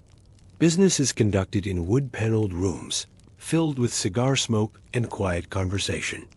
These offices represent sanctuaries where the harsh realities of industrial production are transformed into abstract discussions of profit margins and market opportunities. The wood paneling, crafted from trees that grew for decades before being harvested to create these refined interiors, provides acoustic insulation that ensures conversations remain private. The cigars, imported from Cuban plantations where enslaved labor produces luxury goods for European consumption, create an atmosphere of masculine fellowship that facilitates the formation of business relationships. Deals are made in these rooms that will affect the lives of thousands, yet the discussions focus on numbers rather than human consequences. Investment decisions that might close factories or open new ones, contract negotiations that could improve or worsen working conditions, mergers that might create economic opportunities or eliminate jobs altogether. The participants in these conversations understand the human implications of their choices, but speak in language that maintains distance between decision and consequence. Investments discussed include not just immediate opportunities, but long-term strategies that might reshape entire industries. Railway development that will open new markets but displace traditional communities. Mining operations that will extract valuable resources but transform landscapes and destroy ecosystems. Manufacturing innovations that will increase productivity but require workers to adapt to new technologies or face unemployment. Decisions that will affect hundreds of workers are signed into effect with a flick of the pen. And this image captures the profound disconnect between the ease of executive decision-making and the difficulty of worker adaptation to change. A signature that takes seconds to complete might result in years of hardship for families who depend on industries that are being transformed or eliminated. The pen itself, crafted from precious materials and fitted with a gold nib, becomes a symbol of the power that wealth provides to shape the world according to personal and corporate interests. Afternoons often include meetings at private clubs, institutions that deserve extended examination for their role in maintaining the social and economic networks that sustain industrial power. These spaces are strictly members only, offering a sanctuary where businessmen can discuss politics, finance, and trade in an atmosphere of exclusivity that reinforces social hierarchies while facilitating the exchange of information and influence. The architecture of these clubs reflects their function as gathering places for industrial elites. Grand staircases lead to reception areas where portraits of distinguished members look down on current gatherings. Libraries contain not just literature, but technical journals, trade publications, and government reports that provide members with information that might prove valuable in business dealings. Dining rooms serve meals that rival those in the finest restaurants, prepared by chefs who understand that the quality of food reflects the status of the institution. The chairs are deep and upholstered in worn leather that bears the impressions of countless conversations that have shaped the direction of British industry. The leather itself, processed in tanneries that employ workers under conditions that members rarely consider, develops character through use, its surfaces marked by the movements of men who make decisions that affect the lives of millions. The depth of these chairs encourage relaxation and extended conversation, creating an environment where business relationships can develop gradually through shared meals and casual discussion. The walls are lined with books and oil paintings of long-dead statesmen, creating an atmosphere that connects contemporary business activity with historical traditions of British leadership and influence. The books include works on economics, politics, history, and technology, providing members with intellectual resources that inform their business decisions. The paintings serve as reminders of the political foundations that support commercial enterprise, the ways that government policy and business interests intertwine to create conditions favorable to industrial development. Conversations here are measured and discreet, conducted in tones that reflect the importance of maintaining confidentiality while sharing information that might prove mutually beneficial. These discussions cover topics that range from immediate market conditions to long-term social and political trends that might affect business operations. Members share insights about regulatory changes, technological developments, labor conditions, and international opportunities, creating informal networks of information exchange that complement formal business relationships. Voices remain low, never raised, not just from politeness, but from understanding that the information being shared has value that could be compromised by indiscretion. A casual comment about production problems might provide a competitor with valuable intelligence. An observation about political trends might inform investment decisions that create advantage for those who act on early information. The quiet atmosphere reflects not just social refinement, but practical recognition that discretion has economic value. Outside, the world of factory chimneys and crowded housing feels distant, separated not just by physical space, but by social conventions that make it possible for club members to discuss the consequences of industrial development without confronting the human costs of their decisions.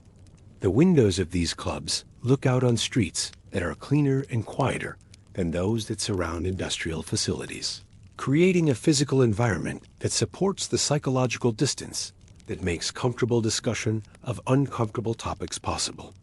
Despite their comfort, many industrialists carry a quiet understanding of how their fortunes were made, and this psychological tension deserves careful examination. The wealth that surrounds them, the luxury that defines their daily experience, the social position that provides them with influence and respect, all rest on foundations that include exploitation, environmental destruction, and social inequality that they cannot entirely ignore or forget. They know about the long hours that workers must endure to meet production quotas, shifts that extend well beyond what human bodies can sustain without damage. They understand that the machinery they have purchased and installed operates most efficiently when workers adapt their movements to mechanical rhythms rather than human needs. They recognize that the wages they pay, while legal and customary, provide workers with barely enough to survive while generating profits that support lifestyles of extraordinary luxury. The dangers that workers face in industrial facilities are not abstract concerns, but documented realities that appear in reports that cross industrialists' desks regularly.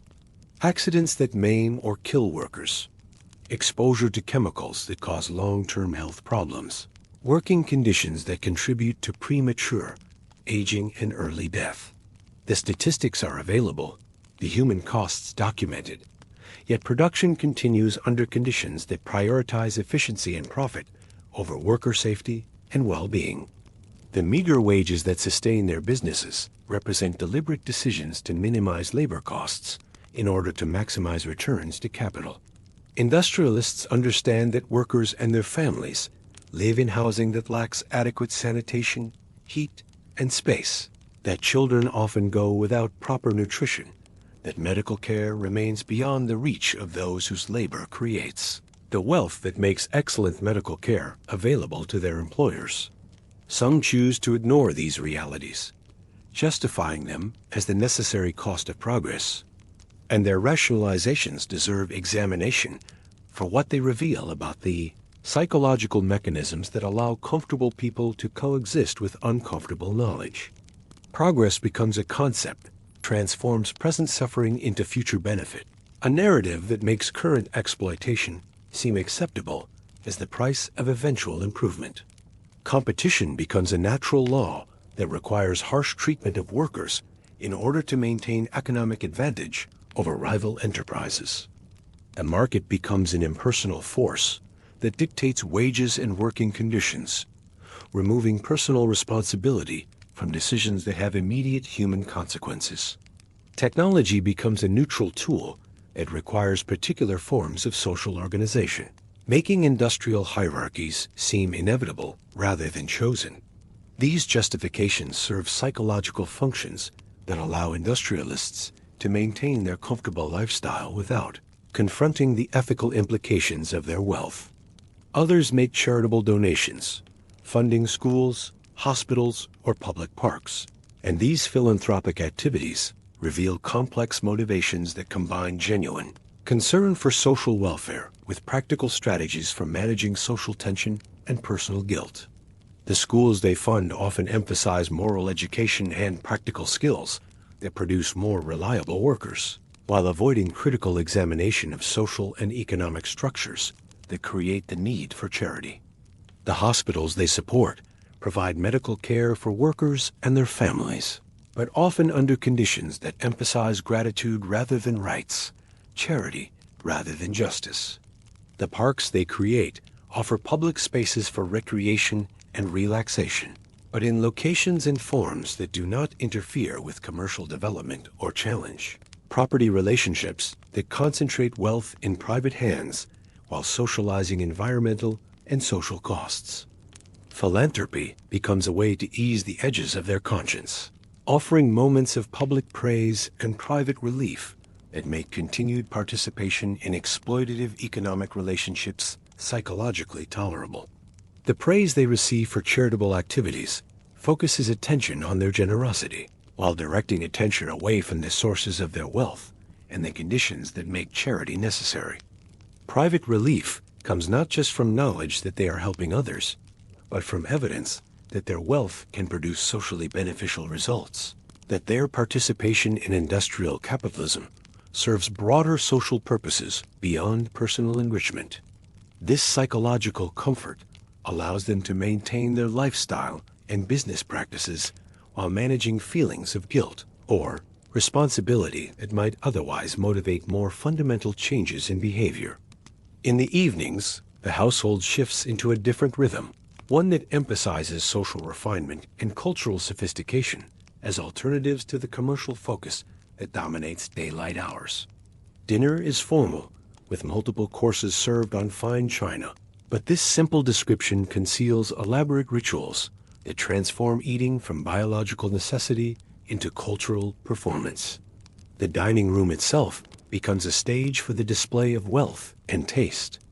Crystal goblets that catch and refract candlelight, silverware that bears family crests or monograms, tablecloths made from linen, so fine that their texture speaks of skilled weavers and expensive materials.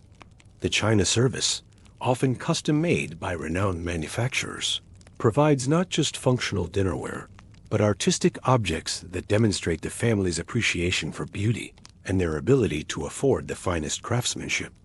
The family gathers in the dining room, lit by candlelight or gas lamps, and the lighting itself contributes to the atmosphere that separates evening meals from daytime business activities. Candlelight softens faces and creates shadows that make conversation more intimate, while gas lamps provide steady illumination that allows participants to observe subtle social cues and maintain the precise etiquette that governs formal dining. Conversation stays light, focused on society events, literature, or the latest developments in technology. And science, topics that demonstrate cultural refinement while avoiding subjects that might create social tension or uncomfortable. Reminders of the sources of family wealth. Society events provide opportunities to discuss social relationships and cultural activities that reinforce class boundaries while creating networks of mutual support among industrial families. Literature offers common ground for demonstrating education and sophistication, shared references that create bonds among those who have access to leisure time, and cultural resources that remain beyond the reach of working families. The latest developments in technology and science provide topics that allow industrialists to display their knowledge of innovations that might affect their business interests while maintaining the pretense that their interest is primarily intellectual rather than commercial. After dinner, men retire to the study or smoking room, while women move to the drawing room for music or quiet needlework, a separation that reflects gender roles that assign different spheres of activity to men and women while maintaining the overall structure of family hierarchy and social control. The study becomes a space where business conversations can continue in more relaxed settings, where deals begun in offices can be refined through personal relationships, where political and economic strategies can be discussed without the constraints of formal business protocol. The smoking room provides an environment where masculine fellowship can flourish through shared indulgence in expensive tobacco, imported spirits, and conversation that might be considered inappropriate in mixed company. These rooms often contain the most valuable books in the household library, works on economics, politics, and history that inform business decisions, as well as more recreational reading that provides escape from commercial pressures. The drawing room serves different functions for women, providing space where cultural activities like music and needlework can demonstrate feminine accomplishments, while creating opportunities for women to maintain social networks that support family business and social interests. The music performed in these rooms often includes pieces that require considerable skill and extensive training, demonstrating the family's investment in cultural education while providing entertainment that elevates the household's social status. Needlework serves both practical and symbolic functions, producing decorative items that enhance household beauty while demonstrating feminine skill and patience. The materials used for such work, fine threads and expensive fabrics, indicate family wealth, while the finished products become gifts that strengthen social relationships, or household treasures that provide evidence of feminine accomplishment. Weekends might involve trips to the countryside, where industrial families maintain second homes that provide escape from urban environments, while reinforcing their connection to rural traditions that predate industrial development. Some industrialists own sprawling estates with manicured gardens, hunting grounds, and guest cottages, properties that represent not just personal luxury, but social and political influence that extends beyond commercial activities.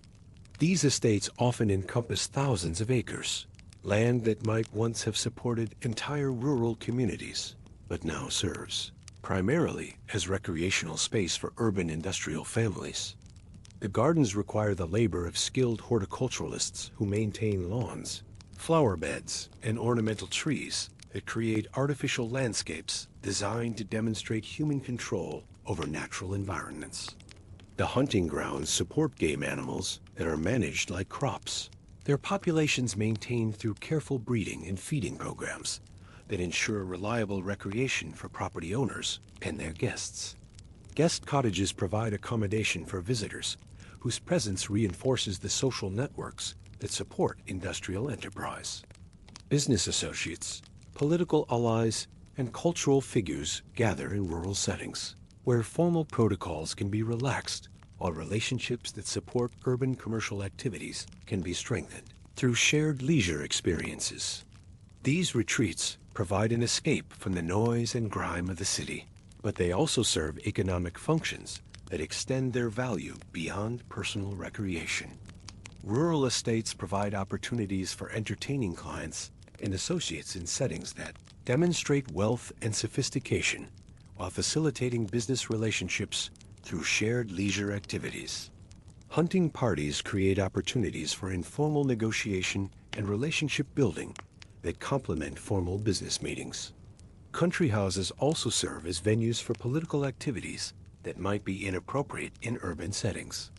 Political figures and industrial leaders can meet in private settings where policy discussions can take place without public scrutiny, where arrangements that benefit particular industries or interests can be negotiated through personal relationships rather than formal political processes. Guests arrive from nearby cities, and social gatherings stretch late into the night, filled with soft music and the clink of glassware, sounds that create atmosphere while masking conversations that might shape economic and political policy. The music provides background that makes eavesdropping difficult, while creating an ambience that encourages relaxation and informal conversation. The glassware contains wines and spirits that represent international trade relationships, products that arrive through commercial networks that connect British industrial interests with agricultural and manufacturing operations worldwide. Even amid this comfort, an invisible thread connects every polished floorboard and every gold-framed mirror back to the industrial heart of the city. And this connection deserves extended examination for what it reveals about the relationship between luxury and exploitation, between refinement and brutality, between cultural achievement and social injustice. The polished floorboards themselves represent the labor of workers who cut timber in distant forests, transported logs through dangerous conditions, processed wood in mills where accidents maim and kill workers regularly, and installed flooring in conditions that expose them to dust and chemicals that damage their health. The gold-framed mirrors reflect not just the faces of wealthy families, but the entire system of extraction, production, and distribution that makes such luxury possible. The soot-covered factories that produce the wealth that purchases such luxury operate continuously, their chimneys releasing smoke that blackens buildings, pollutes air, and contributes to respiratory diseases that shorten lives and reduce quality of life for entire urban populations. The machinery in these factories operates at temperatures and speeds that require constant attention from workers who risk injury or death from momentary inattention or mechanical failure. The rows of tired workers filing through gates each morning represent human beings whose lives are structured around production schedules that prioritize efficiency over human needs, whose bodies are worn down by repetitive motions that serve mechanical rather than human rhythms, whose families suffer from inadequate income that provides survival, but not prosperity, security, or opportunity for advancement. The match girls dipping sticks into phosphorus work with chemicals that cause bone disease, facial deformities, and premature death. They're labor-producing products that provide convenience for those who can afford to purchase matches rather than maintaining more traditional methods of creating fire. Their suffering is invisible to consumers who purchase the products of their labor, hidden behind commercial relationships that separate production from consumption, worker from user, human cost from market price. The seamstresses stitching shirtwaists by dim light strain their eyes and damage their posture while producing clothing that will be worn by women whose lives include leisure time, cultural activities, and social opportunities that remain beyond the reach of those who create their wardrobes. The working conditions in garment factories combine inadequate lighting with fire hazards that make industrial accidents both predictable and devastating. The buried poor resting in forgotten cemeteries, just a few streets away, represent the ultimate cost of industrial development. Lives cut short by working conditions, environmental pollution, inadequate housing, poor nutrition, and limited access to medical care. Their graves, often unmarked and unmaintained, provide silent testimony to the human cost of economic development that concentrates wealth while socializing risk and suffering. Some industrialists remain fully aware of this connection, though few speak of it openly, and their silence reveals the psychological and social mechanisms that allow comfortable coexistence with uncomfortable knowledge. Awareness without action requires psychological strategies that manage guilt while maintaining profitable business practices, social arrangements that provide moral support for economic activities that cause harm to others.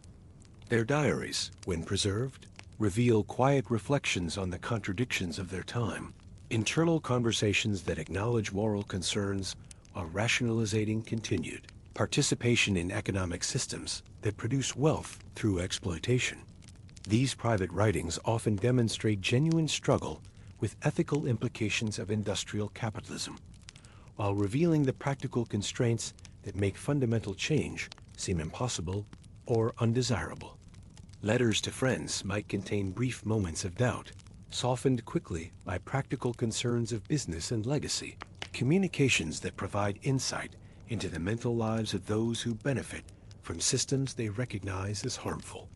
The doubts expressed in private correspondence often focus on immediate symptoms rather than underlying causes, personal responsibility rather than systemic problems, individual moral choices rather than structural economic relationships.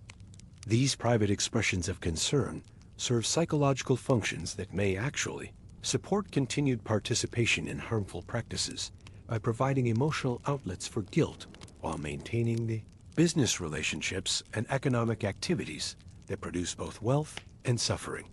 The ability to express private doubts may reduce psychological pressure for public action or fundamental change in behavior. As night falls on the grand townhouse, servants extinguish lamps, and the family retires to their bedrooms, the daily cycle of privilege comes to an end, while the larger systems that support such privilege continue their relentless operation. The city outside continues its restless hum, sounds that represent not just urban activity, but the constant motion of industrial production that never entirely stops. The factories will start again before sunrise, their whistles calling workers who have had barely enough time to rest before beginning another day of labor that will produce wealth they will never share. Workers will gather at the gates, hoping for employment that will provide survival wages, while risking health and safety in working conditions that prioritize production over human welfare.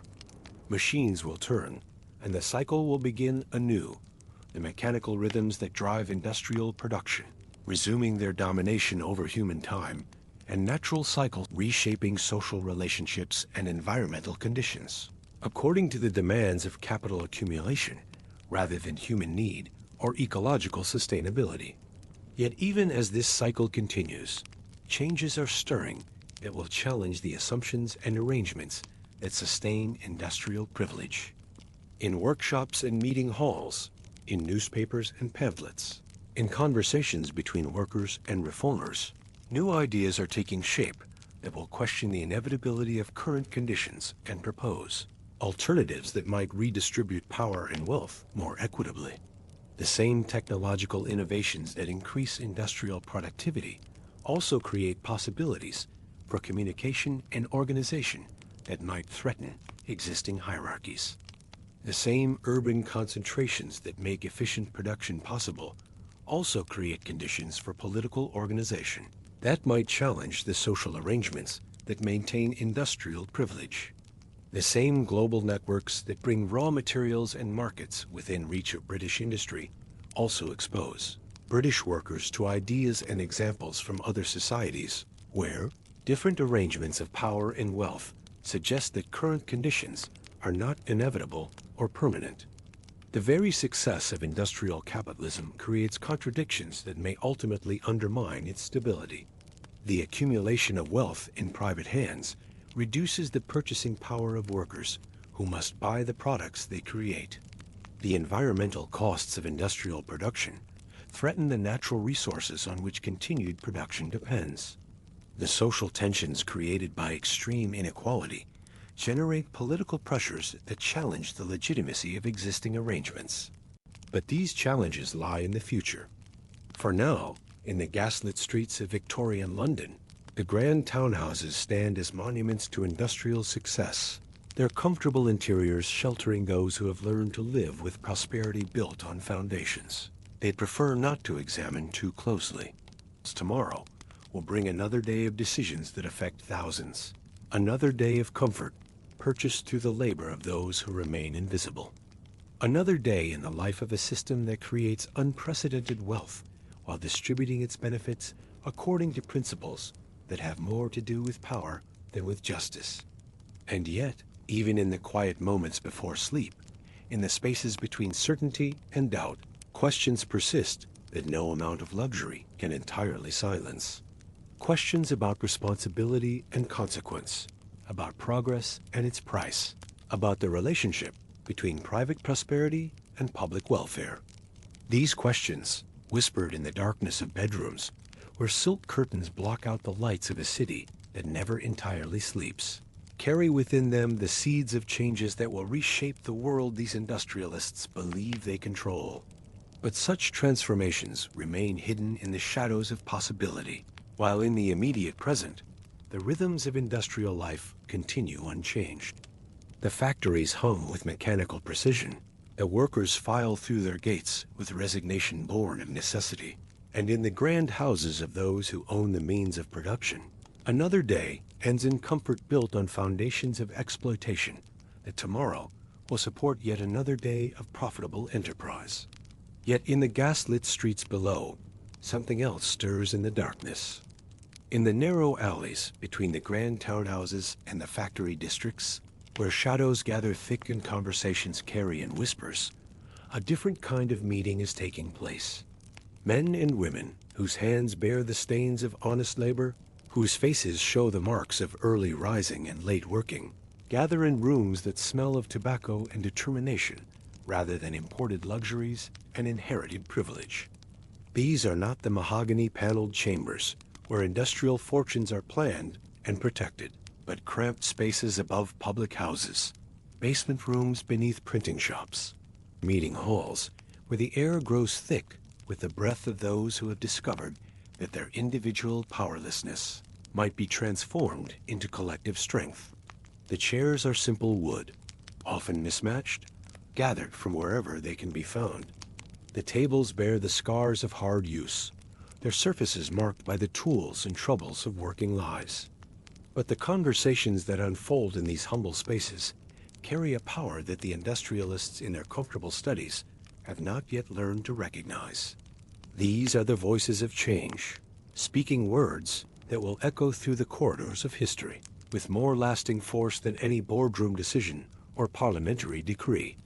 Here, in the gathering darkness of Victorian London, the future is being written by hands that know the true cost of progress, by minds that have learned to see through the comfortable illusions that sustain industrial prosperity. The gas lamps flicker lower, casting longer shadows across streets where two worlds exist side by side, unaware that their comfortable separation is about to be challenged by forces that neither wealth nor privilege can ultimately control. In the space between the factory whistle and the drawing room piano, between the servant's bell and the worker's hammer, a new chapter in the human story is about to begin. And that's where we'll leave it for tonight.